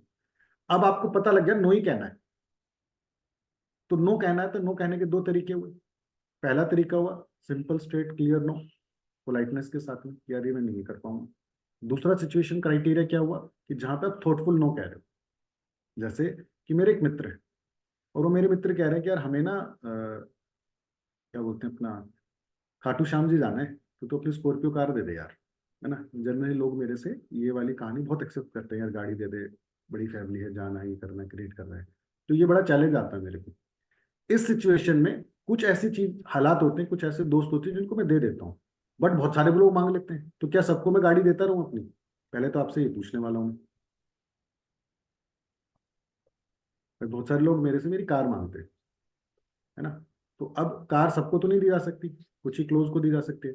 उस क्लोज में भी कैसे मैं उनको ना कह पाऊंगा, क्या इसके लिए आप मेरे को बता सकते हो कि योगेश्वर जी ऐसे ऐसे कह सकते हो इन दोनों स्टेप्स में से? तो हमने दो स्टेप सीखे ना कहने के, जिसमें से वो सबसे ज्यादा मास्टरी जो हमें करनी है वो सेकंड वाले की करनी है, क्योंकि फर्स्ट वाला तो बहुत क्लियर है। हम्म तो उसको सर रियल सिचुएशन बता दो, सेकंड थॉटफुल नो वाला जो है ऑप्शन है वो बोल हम्म, के, और उसको एक जो रियल सिचुएशन है वो बता दो, सिंपल। हाँ। तो कैसे बताऊंगा, थोड़ा बताओ तो मेरी मदद करो, कोई भी एक एग्जांपल लेके ऐसे ही। पहले उससे पूछेंगे भाई कब जाना है, और जिस दिन वो पूछ रहा है तो उस दिन अपना अपॉइंटमेंट बता दो। हाँ तो एक, तभी तो कह रहा हूं ना इसका ना। पर ऐसे ना फिर मेरा मन नहीं मानता, फिर ऐसा लगता है झूठ बोल रहा हूँ मैं। हाँ तो तभी तो कह रहा हूँ झूठ इसलिए बोलो क्योंकि आप झूठ बोल ही रहे हो, हाँ, अच्छा नहीं है ना। लगता इस टाइप से बोलना। ये तो मैंने एक सिचुएशन के लिए से बोला है आपको, इसलिए हाँ नहीं। तो हम अभी जो बातचीत कर रहे हैं, चर्चा कर रहे हैं ना, इस पावरफुल प्रिंसिपल की चर्चा कर रहे हैं कि एक्चुअली इसको सीखना कैसे, इसको बात कैसे करनी, है ना। तो इसका ये भी तो एक आंसर हो सकता है ना, जैसे ये भी एक आंसर हो सकता है थॉटफुल से नो। थैंक यू सर्वेश, बड़ा अच्छा लगा कि यार एटलीस्ट तूने मेरे से उम्मीद की और तूने, है ना, आकर मेरे से बात की कि यार मेरे को गाड़ी दे दे। लेकिन सच बताऊं कि ना लास्ट टाइम मैंने किसी को गाड़ी दी थी और गाड़ी में हुआ था एक्सीडेंट, और एक्सीडेंट की वजह से ना मेरे फादर के नाम से गाड़ी, उनके लिए कॉम्प्लिकेशन हो गया था। तो तब से हमने एज ए फैमिली ये डिसाइड किया था कि यार ना गाड़ी किसी को देंगे नहीं। मैं समझ सकता हूँ कि तेरे को पूरी फैमिली लेकर जानी है अपने साथ में, अगर तू कहे तो मैं तेरे को टैक्सी करा देता हूँ। मेरे एक दोस्त की टैक्सी है, वो बढ़िया डिस्काउंट पे तेरे को दे देगा, अगर तेरे को लगता है बड़ी गाड़ी लेकर जानी है। तो ये भी तो एक आंसर हो सकता है। But I am just saying कि जब आप किसी को ना कहना चाह रहे हो और आपको लगता है कि यार इसको मैं कैसे ना कहूं, एक्चुअल जो क्रक्स है, जो माल मसाला, वो इन तीन स्टेप्स के अंदर है। इन तीन स्टेप्स की हमें मास्टरी करनी है कि थॉटफुल नो कैसे कहना है। First step, second step and third step. Third step is not mandatory to give. आपने कोई ठेका नहीं ले रखा है कि आप उसको कोई रिकमेंडेशन, कोई ऑप्शन या कोई उसकी मदद करो। आपके पास है जेन्युइनली तो आप मदद करो, नहीं तो मत करो। लास्ट क्लास में हमारे एक मित्र थे देव शर्मा जी, उन्होंने बड़ा अच्छा एग्जांपल दिया था। बोला सर मैंने तो ना पैसे दे के इतने हाथ जला लिए हैं, अब मैं एक ही चीज बोलता हूँ बंदे को, और मेरे को बड़ा अच्छा लगा था यार, ये चीज तो मैं अपनी क्लास में बताया करूँ। देवेंद्र जी बड़ी अच्छी चीज बताई कि बोला भाई साहब मैं है ना पैसे आपको देना चाहता हूँ, मेरी इच्छा भी है, लेकिन मैं और मेरी वाइफ है ना एक पंडित के पास गए थे। पंडित जी ने कहा था अगले 90 दिन तक आपके पास राहु काल चल रहा है, आपको पैसे का, धन का, संपत्ति का लेन देन किसी के साथ नहीं करना है, और जिसके साथ करूंगा उसको भी दिक्कत हो सकती है। तू तू 90 दिन तक रुक जा भाई, मैं तेरे को उसके बाद दे दूंगा। मैंने कहा भाई साहब जबरदस्त आंसर दे दिया आपने तो, परमानेंट सोल्व कर दिया आपने। तो मैं ऐसे में बंदा कहाँ से कहेगा कि भाई तेरे ऊपर मैं राहु काल लिया हूँ। तो सर कुछ बंदे ऐसे होते हैं 90 दिन बाद फिर आ जाते हैं, कहते भाई तेरे 90 दिन पूरे हो गए, फिर कैसे करें सर? अरे भाई साहब बहुत बड़ी अच्छी बात बता दी आपने। इसका मतलब वो इंसान कुछ कर ही नहीं रहा ना, कैजुअल इंसान है। तो फिर तो आप स्ट्रेट क्लियर नो ही कहूंगे ना, किस लुकिंग वुड में जा रहे हो। मैं क्या बता रहा था इससे पहले जो हमने शुरुआत की थी, यानी कि इसका मतलब इसको ठीक तरीके से लैंड नहीं करा पाया दूसरों को कहीं आप रूड ना लग जाओ, दूसरों को आप अपसेट फील ना करा दो, दूसरों के साथ रिलेशनशिप खराब ना हो जाए, दूसरों को आप अच्छा महसूस कराने के लिए पनिश किसको कर रहे हो? खुद अपने को। आप को, अपने परिवार को, हम्म, अपने व्यापार को। कैसे इंसान हो भाई साहब? आप अपनी आत्मा को चोट पहुंचा रहे हो क्योंकि दूसरे को ठीक ना लग जाए। यानी कि मैं अपना हिस्सा काट काट के दे रहा हूं अगले को कि ले भाई तू खुश होगा, मेरा हिस्सा काट ले जा। उस हिस्से को काटने का अधिकार किसको है? आपके बच्चों को है, आपकी वाइफ को है, आपके पेरेंट्स को है भाई। वो काटेंगे, वो नोच कर खाएंगे आपको। नहीं, सब आओ, सब मुझे नोच कर खाओ, क्योंकि मुझे ना कहना नहीं आता है। क्योंकि बचपन में किसी ने सिखा दिया है कि ना कहना ही सेल्फिश लोग होते हैं। दूसरों को मैं इंप्रेस करूंगा, लुकिंग गुड में रहूंगा। क्यों? ये बिलीफ सिस्टम के ऊपर मैंने ध्यान ही नहीं दिया है कि भाई ये बिलीफ सिस्टम जो दे दिया है, नो कहना कोई गलत बात नहीं है। नो कहना बहुत सिंपल बात है। आपको सिर्फ नो कहने से पहले देखना है, चेक करना है कि नो जो आप कह रहे हो किस तरीके से कह रहे हो। इन तीनों में से कोई भी एक सिचुएशन उठा लो। इसमें से सबसे इंपॉर्टेंट जो होती है वो होती है थर्ड वाली। सबसे पहले देख लो जिस बंदे के साथ आप बात कर रहे हो वो क्लोज है, कैजुअल है। फिर आती है दूसरे वाली कि आपकी जो फीलिंग है उसको नस यस या नो कहने में कैसी फीलिंग है। आप उसको यस कह रहे हो बट यस में प्रेशर फील कर रहे हो, बर्डन फील कर रहे हो, पेन फील कर रहे हो। काहे का यस है भाई? You are punishing yourself. Might be I am considering कि आपके साथ में क्लोज रिलेशन है, आपको यस कहने में दर्द भी हो रहा है, प्रेशर भी हो रहा है, फील पनिशमेंट, बट आपका कमिटमेंट है कि यार मुझे अपने बेटे को, अपनी वाइफ को, अपने परिवार को खुश रखना है। तो कई बार हमें ऐसे काम करने पड़ जाते हैं जिसमें हमें फुलफिलमेंट की फीलिंग आती है कि चलो कोई नहीं यार, अपनों के लिए किया है ना। यानी कि उस दर्द में भी मजा आ रहा होता है। तो इन तीन में से कोई सा तो लेवल चेक करोगे आप अपने साथ में। आपके पास टीम मेंबर आया, वो टीम मेंबर आपको कह रहा है कि सर मेरे को ना थोड़ा सा एडवांस दे दो आप। और आपको उसकी सिचुएशन में आपको दिख रहा है कि यार ये सिचुएशन के अंदर इन तीन में से क्या रिलेशनशिप क्रिएट होगी आपके साथ। मैं बात कर रहा हूँ, लेट सपोज जैसे दो सिचुएशन क्रिएट करते हैं यहाँ पे कि सर मेरे को ना अपने लिए एक लैपटॉप खरीदना है ना, और आप मेरे को लैपटॉप फाइनेंस करा दो। सिचुएशन ये है। और लैपटॉप फाइनेंस करा दो और आपको लगता है कि पहली बात तो क्या आपको लैपटॉप उसको फाइनेंस कराना चाहिए, नहीं कराना चाहिए? तो क्वेश्चन यहाँ से आता है। पहले तो चेक यहाँ से करोगे ना। कराओगे मतलब यस है, नहीं कराओगे मतलब नो है।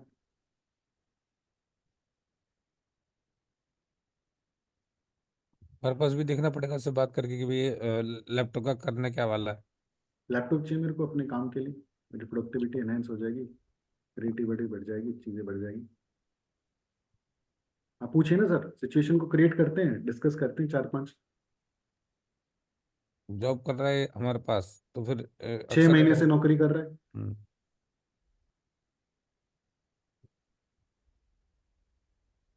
वो ये कि उसकी सैलरी में से कम किए जाएंगे, यही बोला जाएगा उसको।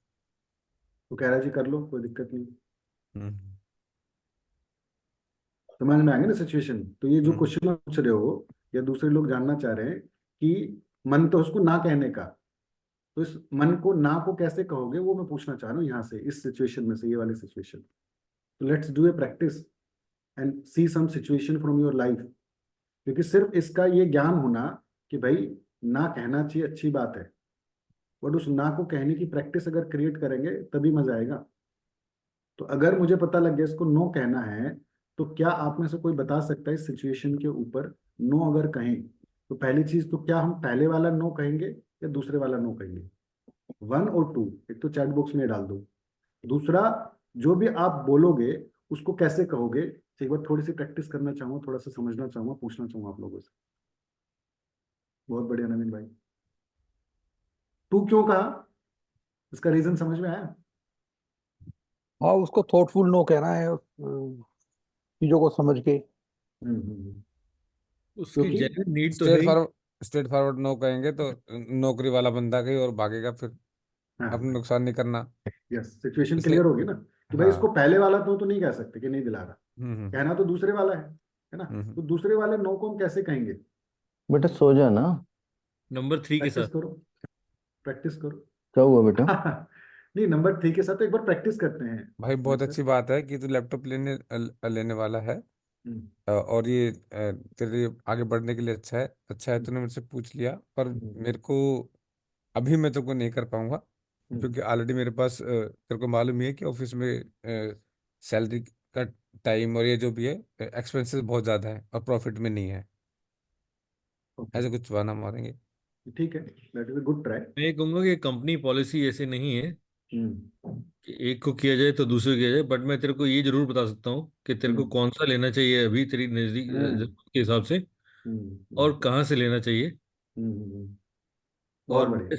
हाँ, तो उसमें तेरी ईएमआई हो सकती हैं, हम्म, हम्म, जो कि तेरे को वैसे भी बेनिफिट दे सकती है, क्योंकि हम्म, जीरो कॉस्ट ईएमआई है। Yes yes yes, easy beautiful. Repayment हो जाएगी। वापस तू कंपनी को भी करने वाला है, वापस तू उनको भी करने वाला है, हम्म, तो ईएमआई ही ले ले। Yes yes yes yes. Are you getting? एक दो ना सिचुएशन डिस्कस करेंगे जहां पे आप ना नहीं कह पाए, if you are willingly to share in the group, यार मैंने यहाँ ना नहीं कह पाया, तो अगर आप होते तो कैसे कहते, इस दूसरे वाले थॉट को लेकर। क्योंकि इसके अगर हमने दो चार एग्जाम्पल पकड़ लिए, जैसे अभी मोहित भाई ने बताया, तो हमें ना दिमाग में क्लियर हो जाएगा, हाँ यार ये भी कहा जा सकता है। बहुत बढ़िया बच्चे, अच्छा लगा तू लैपटॉप लेना चाहता है, लाइफ में ग्रो करना चाहता है, प्रोग्रेस करना चाहता है। But as you know, as per company policy ना, 1 साल से पहले तो हम किसी को नहीं दिलाते। हाँ, लेकिन मैं तेरी ये मदद कर सकता हूँ, कम से कम ईएमआई में कहाँ से मिल सकता है, और किस तरीके से, और कौन सा लैपटॉप तेरे को स्टार्टिंग स्टेज में लेना चाहिए, इसमें मैं तेरी मदद कर सकता हूँ, है ना। तो मैंने तीनों स्टेप फॉलो कर लिए, और तीनों के हिसाब से जो उसको ना कहा है, वो एक बहुत ब्यूटीफुल और बहुत अच्छे तरीके से कहा है। और एक सर्वेश भाई ने जैसे बोला, मैं उस पर एक छोटा सा अपना इनपुट देना चाहूंगा जी जी। कि ये नहीं कहना है कभी टीम को कि अभी एक्सपेंसेस ज़्यादा हैं, यस यस। प्रॉफिट लो है, वो वाला उनको फीलिंग और उनको आइडेंटिटी देनी ही नहीं है कंपनी की, बिजनेस की, कि हम किसी तरह से स्ट्रगल कर रहे हैं।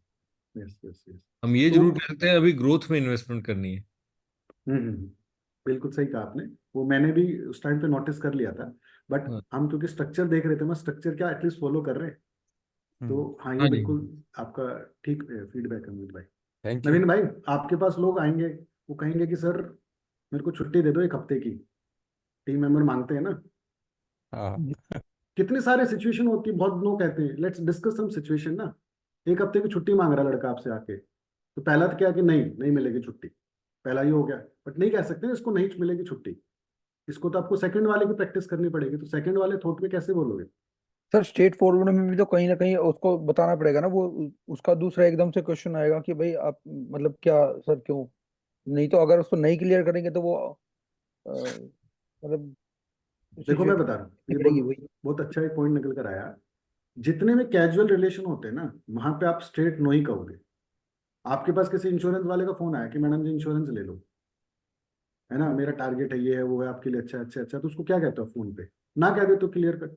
बट जी। वही आपका कोई रिश्तेदार आ जाए आपके पास, जिसने एलआईसी का एजेंट बनाओ नया नया, और कह रहा है जी इंश्योरेंस पॉलिसी करनी है, तो उसको तो आप ऐसे नहीं कह सकते नहीं लूंगा, हम्म, है ना। तो उसको तो आपको सेकंड वाला थॉट प्रोसेस यूज करना पड़ेगा, थॉटफुल नो कहना पड़ेगा। तो वहां पे कैसे नो कहोगे?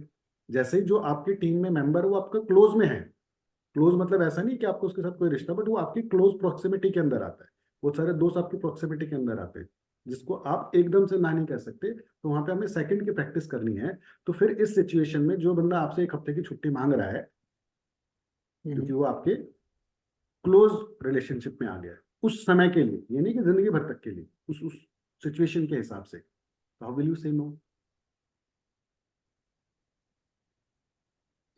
पहले उसके छुट्टी के लिए उसको एक बार पूछेंगे, भाई तेरे को क्या चाहिए, क्यों चाहिए, किस लिए चाहिए, तो उसमें अपन हो सकता है कुछ, बहुत सारे क्या करते हैं जैसे स्टाफ हम होता है या दोस्तों का ट्रिप जा रहे हैं सर, सारे दोस्त जा रहे हैं, स्कूल के वापस से, कॉलेज के और स्कूल के दोस्त मिल रहे हैं, और 1 हफ्ते का ट्रिप बना रहे हैं सर, प्लीज आपसे 1 हफ्ते की छुट्टी दे दो सर।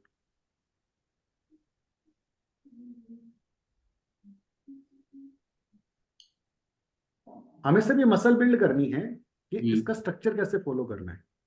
तो आप लोगों के साथ में डिस्कशन करके सिर्फ उस मसल को बिल्ड कराना चाह रहा हूँ, कि मसल कैसे बिल्ड हो जाए, जैसे अभी सर्वेश भाई ने किया, तो सही या गलत में नहीं गया, मैं सिर्फ ये देख रहा था क्या उन्होंने स्ट्रक्चर फॉलो किया, स्ट्रक्चर फॉलो किया, बहुत बढ़िया है। तो मैं आप लोगों को ये सिचुएशन देके अभी स्ट्रक्चर बिल्ड करना चाह रहा हूँ कि उस टीम मेंबर को क्या बोलोगे, मैंने हाँ, सिचुएशन दे दी आपको। बहुत अच्छी बात है भाई कि एक इस तरीके का बहुत शानदार ट्रिप तुम लोगों ने बनाया है। हम्म, और इससे अच्छे सब दो दोस्त मिलेंगे, बहुत अच्छी बात है। मेरा भी ऐसी मन था ऐसे ट्रिप पे जाने का, लेकिन हम तो ऐसे बिल्ड ही नहीं कर पाए अभी तक। हम्म पर दोस्त काम भी है इधर, तो हम्म अपनी जगह पे, या कोई ऐसा पर्सन ढूंढ लो, क्योंकि काम है कि हम्म जो आपके ब्याह पे यहाँ पे काम के अंदर सपोर्ट कर दे, कि आपकी छुट्टी की वजह से वो काम खराब ना हो, क्योंकि ये एक रिस्पॉन्सिबिलिटी है हमारी भी। गुड गुड अटेम्प्ट, बहुत बढ़िया। अशोक जी, नवीन जी, आप कैसे ट्राई करोगे अगर ऐसी सिचुएशन आए आपके साथ में? पहले बात तो सर उसको कि वही थैंक यू नो बोलेंगे। हम्म ये बोले भाई ठीक है, तूने हमारे ऊपर ट्रस्ट करा, तूने मेरे को बताया, अदरवाइज वो ऐसे भी जा सकता था बिना बताए बंक मार दे और हम परेशान हो रहे हैं। आपने एक्नॉलेज कर दिया, बहुत अच्छी चीज बोली। हाँ, जी। आपने एक्नोलेज किया, बहुत अच्छी बात है। बट हम्म अपनी फिर उसको वो अपनी सिचुएशन बता दी है, वो ऑफिस में मतलब कैसे क्या सिचुएशन है और तुम्हारी कितनी बड़ी रिस्पॉन्सिबिलिटी है। हम्म। और बस वही है, उसको फिर कोई ऑप्शन देना है सर, कि आप ऐसे ना करके या तो एक हफ्ता मतलब जो है ना थोड़ा सा डिले कर लो, या तो क्योंकि हम्म अगर अपना काम जो है वो दूसरे बंदे को आप बता दो जो हम्म आपके बिहाफ पे कर लेगा, और हम्म देन फिर आप सब कर सकते हो ऐसा भी। बहुत बढ़िया, गुड अटेम्प्ट, नाइस अटेम्प्ट। तीनों स्टेप आपने फॉलो किए इसमें। अशोक जी, आप कैसे बोलोगे? आपके पास भी लोग आते हैं छुट्टी मांगने। लेट डिस्कस सम सिचुएशंस इसमें ना। इसमें भी कंपनी की कुछ जैसे पॉलिसी काम आती है। जैसे सपोज क्या होता है, कोई इमरजेंसी अगर प्रॉब्लम होती है तो बंक मार लेता है, वो एक अलग चीज है। प्री प्लान अगर कर रहा है बंदा तो कम से कम उसको एक ऐसा टाइम दो कि भाई तू तो 8 दिन या 10 दिन पहले बताएगा जाना है। क्योंकि अगर एम्प्लॉय अगर बोल दिया तो जाना है उसको, तो चाहे तुम्हारा 1000 काम हो तो भी जाएगा वो। पर हम्म उसको ऐसा बता देगा, भाई तू 10 दिन पहले बता दे, तो अपन अपने काम को उस हिसाब से मैनेज कर सके। जो अपनी टीम के बंदे हैं उसका काम दूसरे वाले को तू समझा, और उस हिसाब से कुछ काम ऐसे होते हैं जो अपन प्री पहले भी कर सकते हैं। तो भाई एग्री, उस एग्री कर गया अशोक भाई। मैं आपसे पूछ रहा था, मैं हूं आपका एम्प्लॉय और मैंने आपको आके बोला ये सिचुएशन है, तो आप मेरे को ना कैसे कहोगे? मैं उस क्वेश्चन का आंसर पूछ रहा हूँ आपसे। मैं यही हम उसकी बता रहा हूँ प्रैक्टिस। सर। मैंने जैसे अपन आपने जैसे मेरे को 10 दिन पहले आके बोला, तो मैं उसको बोलूंगा कि भाई ठीक है 10 दिन अपन काम, अगर उसको पहले तो अपन उसको कन्विंस करने की कोशिश करेंगे। तो अभी तू सपोज मेरा भी वैलेंटाइन डे चल रहा है, अभी मेरे पास कोई एक एम्प्लॉय भी अगर जाता है तो मेरी हालत खराब हो जाती है।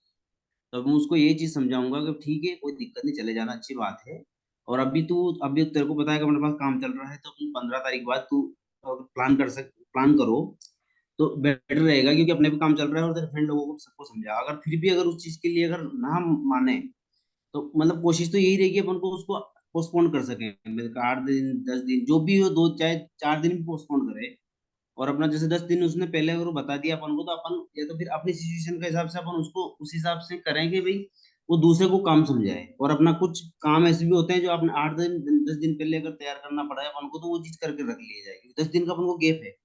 अपन ने जो कंपनी की पॉलिसी बना रखी है 10 दिन, मैंने जनरली बोल रखा बंदों को अगर छुट्टी मारते हो ना, तो एटलीस्ट मेरे को 4 दिन पहले बोलो। क्योंकि मैं जो मेरा तो मैंने ऑनलाइन का सर आपको प्लेटफॉर्म, बता दिया ना कि आपको, मैंने तो आपको अ, एक हफ्ता पहले बता दिया कि मुझे तो अपन फिर बारह उस से हिसाब से लेके प्लानिंग करेंगे सर। 18 तक छुट्टी पे जाना है, तो I am your hmm employ.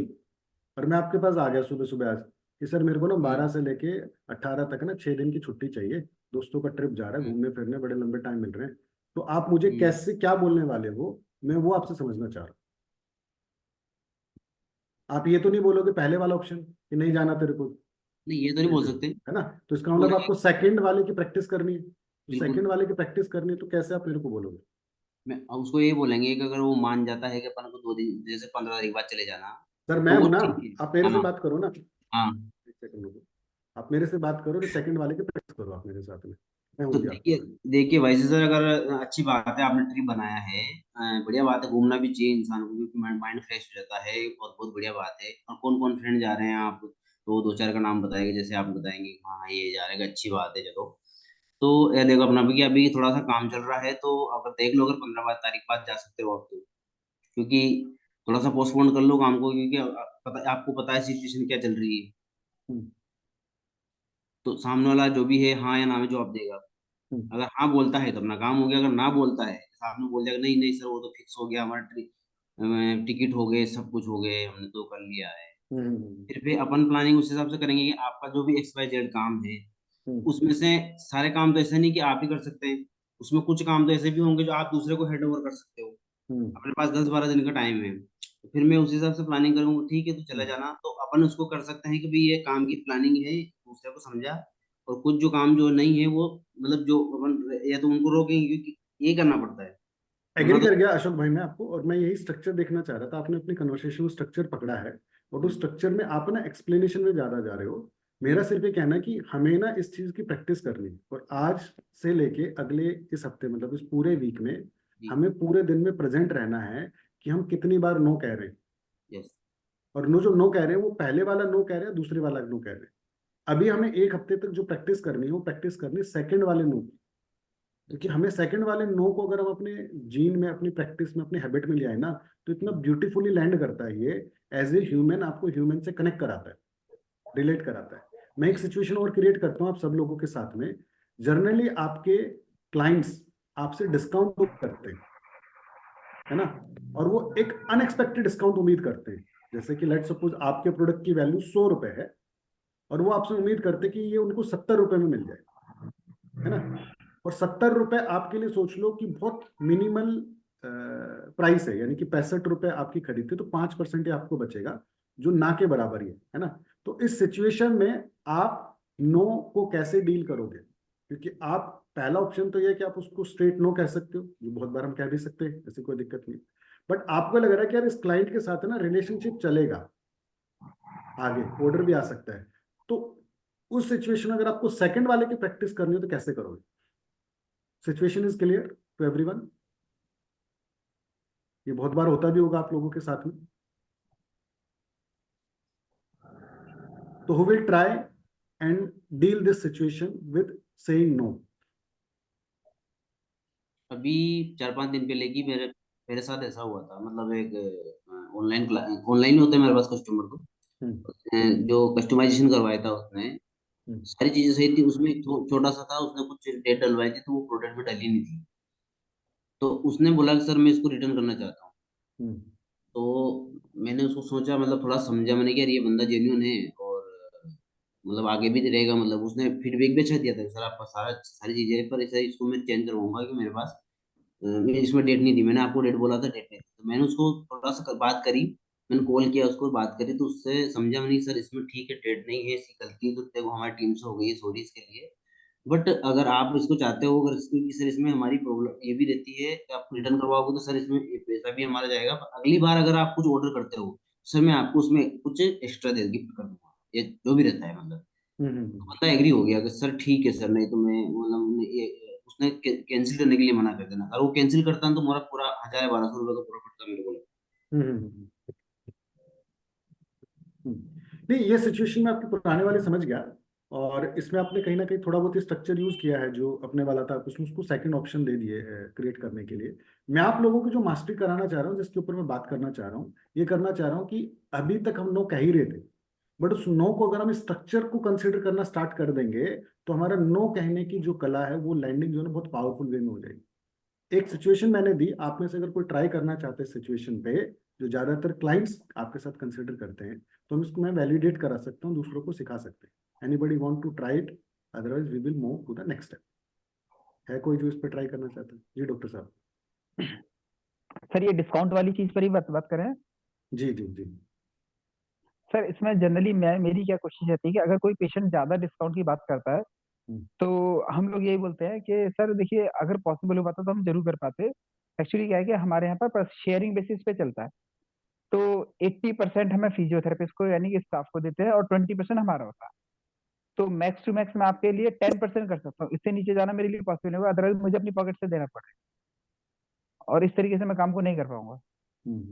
Good है। तो इसमें क्या तीनों स्टेप्स हमारे कंप्लीट हुए? मतलब अभी है ना, मैं क्या बात कर रहा हूँ, आप है ना मेरे को पुरानी सिचुएशन बता रहे हो कि ऐसे ऐसे है। मैं कह रहा हूँ जो हमने अभी करंट में सीखा है, उस करंट की जो सीखी हुई चीज को सिचुएशन में लगाए तो हम कैसे बात करेंगे, मैं उसको समझना चाह रहा हूँ आप लोगों से।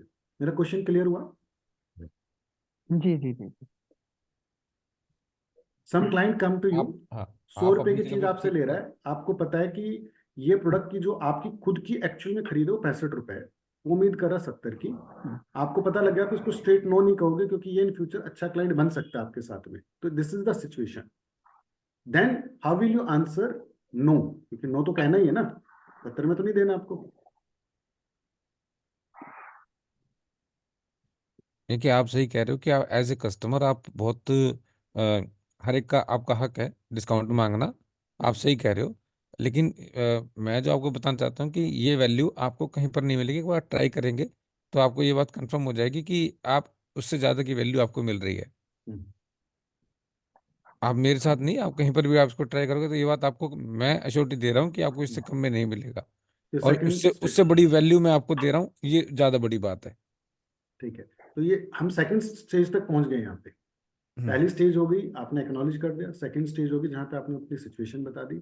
थर्ड स्टेज इज जहाँ आप उसको कुछ ऑप्शन, रिकमेंडेशन या सिचुएशन देते हो।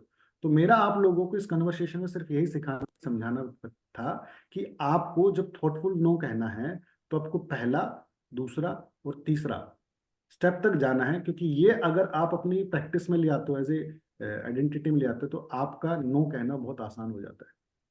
गुड टू गो जी। विद दैट हम अपने एक नेक्स्ट टॉपिक पे है। बहुत छोटा और बहुत ब्यूटीफुल टॉपिक है ये भी हमारा। और जितना पावरफुल ये है, आप इसका जब एहसास करोगे, इसके ऊपर चर्चा करोगे, आपको क्लियर होगा। वैसे ही है गिविंग द फीडबैक। तो हाउ टू गिव फीडबैक, इसको और सीख लेंगे साथ के साथ, क्योंकि जर्नली हम एज ए ह्यूमन बीइंग लोगों को फीडबैक नहीं देते, हम अपना जजमेंट देते हैं। और जजमेंट बड़ा खतरनाक होता है। तो आपको समझना कि जजमेंट और फीडबैक में डिफरेंस होता है। जजमेंट एक किस्म से होगा उल्टी करना, कि आपके दिल में जो है आपने बोल दिया। और feedback is like giving some suggestion, some intent. आपकी इंटेंशन ज्यादा प्योर होती है फीडबैक के अंदर। वहां आप उस अगले बंदे को इंप्रूव कराना चाहते हो, उसके भले के बारे में सोच रहे होते हो, है ना। तो understand first rule as a human. आपको एक ह्यूमन रूल समझना है हमेशा तक के लिए। जब भी आग लगाओगे वो सबके सामने लगाओगे। मतलब आपको किसी को एक्नॉलेज करना है, अप्रिशिएट करना है, ग्रेटिट्यूड देना है, तो ये सबके सामने होगा। बट अगर आपको कोई सोई बताना है, सोई मतलब स्कोप ऑफ इंप्रूवमेंट बताना है, कोई फीडबैक देनी है उसको, it has to be in 1-to-1। ये पब्लिकली नहीं होगा। विद दैट रूल आपको बोलना क्या है? I have an idea and suggestion which can be useful और helpful. If you are open for inputs, can I share? I can see one सोई। मुझे लगता है कि इसमें ना कुछ सुधार की जरूरत है। तो आपको कुछ इस तरीके के शब्द यूज करने होंगे जब आप किसी को फीडबैक देते हो। दूसरा, जब फीडबैक दोगे तो फीडबैक पब्लिकली अवॉइड करोगे, क्योंकि हमारी बहुत बार मास्टरी नहीं होती है फीडबैक देने को लेके। अगर आपकी मास्टरी बन चुकी है फीडबैक देने की, तो आप उसको बहुत ब्यूटीफुली लैंड करा सकते हो। और अगर आपकी मास्टरी नहीं है, तो कोई भी आपको फीडबैक अगर देनी है, कोई सुझाव देना, कोई आइडिया देना आपको लगता है, तो उसको आपको 1-to-1 के अंदर देना है। और उससे पहले कुछ ऐसे शब्द आपको आपकी हैबिट में, आपकी लैंग्वेज में लाने होंगे।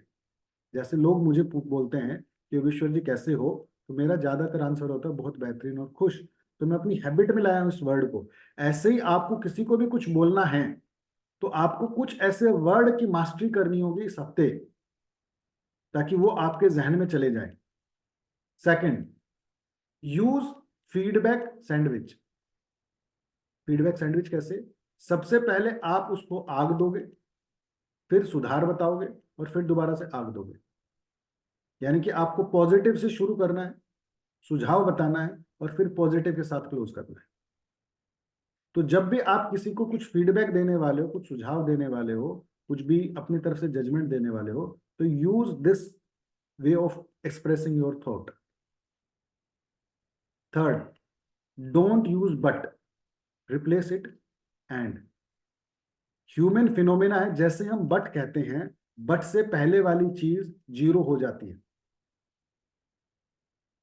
ना। जैसे कि मैं अगर बोलूं कि भाई एज ए स्टूडेंट आप बहुत अच्छे हो, बहुत अच्छा एफर्ट कर रहे हो, बट आप काम नहीं करके लेके आते। तो जो बट के बाद कही गई बात है ना, कि बट आते ही आपका सबकॉन्शियस माइंड ज्यादा अलर्ट हो जाता है।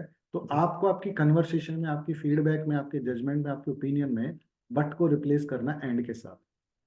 तो ये 3 चीजों को आपको कंसीडर करना है जब आपको किसी लोगों को कोई फीडबैक देने, कोई सुझाव देने। इसमें कुछ क्लैरिटी मिली आप लोगों को?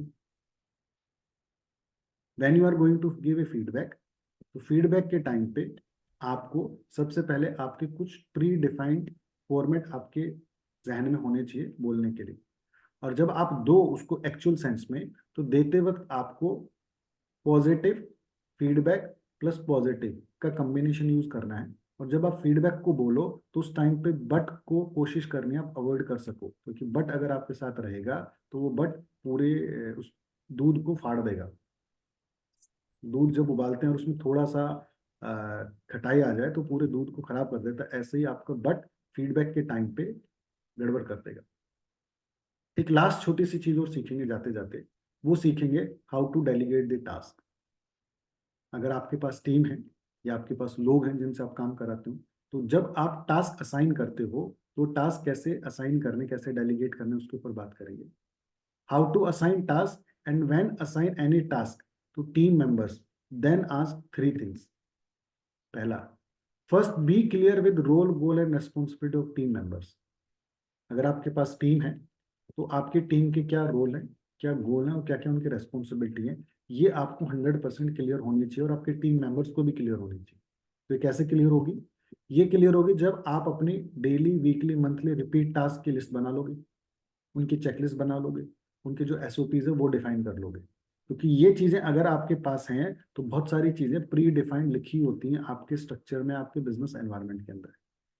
नाउ अब आपको कुछ काम उसको बताना है, तो क्या आपको अपनी लैंग्वेज के अंदर 3 चीजों का ध्यान रखना है कि क्या समझ में आया और आप कब तक करके मुझे बता दोगे, और if you find any difficulty तो आप इस इंसान की हेल्प ले सकते हो।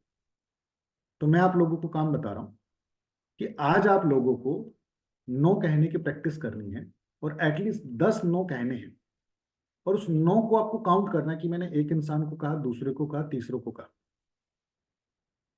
क्लियर है जी? तो ये नो कहने के बाद आपको ग्रुप में बताना है जी मैंने 10 लोगों को नो कह दिया। अगर आपको कोई भी डिफिकल्टी आए, आप भूल जाओ, आपको दिक्कत लगे, तो आप अपनी बड़ी की मदद ले सकते हो। तो this is how you assign any task. आपको अगर कोई भी टास्क असाइन करना है तो सबसे पहले आपको उससे वापस से रिपीट कराना है कि क्या कुछ समझ में आया, कब तक मुझे बताओगे। तो आप यहाँ पे जिम्मेदारी किसकी लगा रहे हो? अगले की। Make them hold to account की उनकी जिम्मेदारी आपको वापस से इन्फॉर्म करना। और इसमें अगर कोई दिक्कत परेशानी आए तो कौन आपकी इसमें मदद कर सकता है। तो 3 चीजों का कॉम्बिनेशन टास्क डेलीगेशन के टाइम पे 100% होना चाहिए। एंड सेकेंड, जब भी आप टास्क असाइन कर दो, always use reminder 1, reminder 2 at final reminder की सीक्वेंस। कि आप किसी को फॉलो कर रहे हो पेमेंट को लेके, किसी काम को लेके, तो उसी काम को लेकर आपको कैपिटल बोल्ड रिमाइंडर 1, रिमाइंडर 2 और रिमाइंडर 3 भेजना होता है। तो with that note we are end, और एक बार हम लर्निंग को रिवाइज करेंगे फटाक से। और जो कुछ भी आपने सीखा है आज की क्लास में, मैं 100% आप लोगों से उम्मीद करूँगा, चाहूँगा कि प्लीज़ आप इसको वॉइस नोट की तरह ग्रुप में भेज दिया करो, क्योंकि ग्रुप में कई सारे ऐसे पास्ट पार्टिसिपेंट्स भी हैं जो GPC में हैं। तो वो वॉइस नोट जब सुनते हैं तो उनको बड़ा अच्छा अनुभव होता है कि सर बड़ा मज़ा आया, ये आपने बड़ी अच्छी एक्सरसाइज स्टार्ट कराई है। और with that note we are towards end. आज की क्लास को लेके किसी का कोई डाउट हो, क्वेश्चन हो, क्वेरी हो, आप पूछ सकते हो।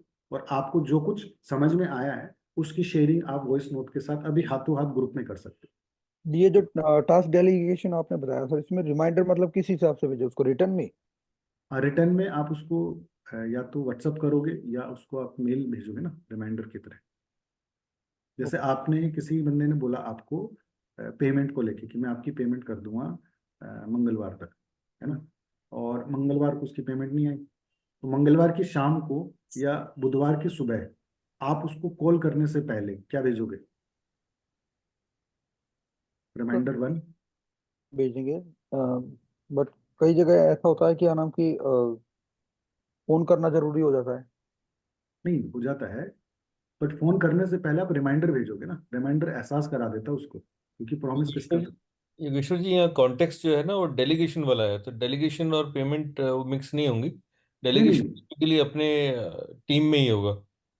नहीं नहीं, हम्म। टीम में ही होगा, बट हाँ। रिमाइंडर 1 2 3 सर किसी भी चीज में जो अटक गई है रिमाइंडर 1 2 3 हमेशा काम Correct. करता है। पेमेंट का एग्जांपल इसलिए दिया क्योंकि पेमेंट के केस में हम कई बार अटके रहते हैं, बट टीम टास्क में भी अगर आपने कुछ काम दे रखा है तो आपको याद है ना आपने दे रखा है, तो आप रिमाइंडर 1 डाल दो, अगली बार से अलर्ट हो जाएगा। रिमाइंडर 2 तक आते ही उसके अंदर आग लग जाएगी, रिमाइंडर 3 होते ही उसको पता लग जाएगा कुछ गड़बड़ चल रही है। हाँ, और ये रिमाइंडर किसी भी फॉर्म में हो सकते हैं, ईमेल हो, व्हाट्सएप हो, फोन हो, सामने आमने सामने हो, आमने सामने। यस। जैसे। कुछ अच्छा और भाई, कुछ आज जी। की जो ये एक्सरसाइज थी, हम्म, ये नो बोलने वाली हम्म, और ये उसके बाद वाली, हम्म। तो इनका लाइफ में या बिजनेस में सबसे बड़ा रोल है क्या? क्योंकि अगर ये दो टॉपिक लिए हैं तो मेरे ख्याल से कोई ना कोई खास बात तो होगी, हम्म, क्योंकि हमको अगर ये पता होने के बावजूद भी अगर नहीं करते, ये कितना बड़ा रोल अदा करते हैं हमारे लाइफ के अंदर और उसके अंदर, बिजनेस के अंदर। हम्म। तो हमने पहली क्लास जब की थी ना, उसमें मैंने एक चीज बताई थी पावरफुल हैबिट्स के अंदर, और उसमें मैंने समझाया था कि जितने भी पावरफुल बिजनेस और सक्सेसफुल लोग हैं या जो बड़े अपने ओहदों पर पहुंचे हुए हैं, तो उनको ये तीनों चीजें आती हैं। उनको हाउ टू से नो कहना आता है, उनको टास्क डेलीगेशन करना आता है, उनको फीडबैक देना आता है। तो ये तीनों चीजें बहुत ज्यादा जरूरी हैं, important as a business owner, कि आपको अगर लाइफ में ग्रो करना है तो आपको ये तीनों चीजों के बारे में पता होना चाहिए। How to say no, how to give feedback and how to delegate the task. और ये तीनों के अंदर मुझे आपको पीएचडी नहीं करानी कि मैं आपको एक डॉक्टरेट की डिग्री दूं, मैंने बहुत कुछ सिखा दिया है। मैंने आपको वो क्रक्स दिया है जिसकी आपको प्रैक्टिस करनी है, वो एक्शनेबल पॉइंट दिए जिसकी आपको प्रैक्टिस करनी है, और इसको आपकी लाइफ में आपको लेकर आना है और इसकी आपको महारत हासिल करनी है। ये प्रैक्टिस एक दो दिन से तो बात नहीं बनेगी। तो इसीलिए मैंने कहा कि आज हाँ। ही से हम शुरू करते हैं, और ग्रुप में एटलीस्ट इस हफ्ता हमारा ये रहेगा कि आपने कितने लोगों को नो कहा। मैंने 2 लोगों को कहा आज पूरे दिन में, 4 को कहा, 5 को कहा। तो हम इस एनवायरनमेंट को क्रिएट रखेंगे संडे तक, ताकि एटलीस्ट संडे तक रोज हम प्रेजेंट तो रहें कि कहाँ हम नो, सिंपल नो कह रहे हैं और कहाँ हम थॉटफुल नो कह रहे हैं, कहाँ हम फीडबैक देने से पहले ये वाला वर्ड यूज कर रहे हैं, और कहाँ हम टास्क डेलीगेशन के टाइम पे स्ट्रक्चर कि क्या समझ में आया, मुझे कब तक रिपोर्ट करोगे, और किसी की हेल्प लेनी है तो किसकी हेल्प लोगे। ये तीनों चीजें क्या हम टास्क डेलीगेट करते हुए बता रहे हैं, नहीं बता रहे। ये जी। Okay, right. Anything else? Thank you. I am waiting into the group आपकी शेयरिंग को लेके, क्या कुछ आपको आज प्रेजेंट हुआ, क्या कुछ कन्वर्सेशंस आपको क्रिएट हुई, क्या कुछ आपके लिए आहा मोमेंट रहे, ताकि दूसरे लोग जो आपकी वॉइस नोट सुनेंगे उनको प्रेजेंट हो जाएगा, हाथों हाथ ये काम खत्म हो जाएगा। तो let's do it and close it. Thank you so much. Thank you thank you. Sir, thank you for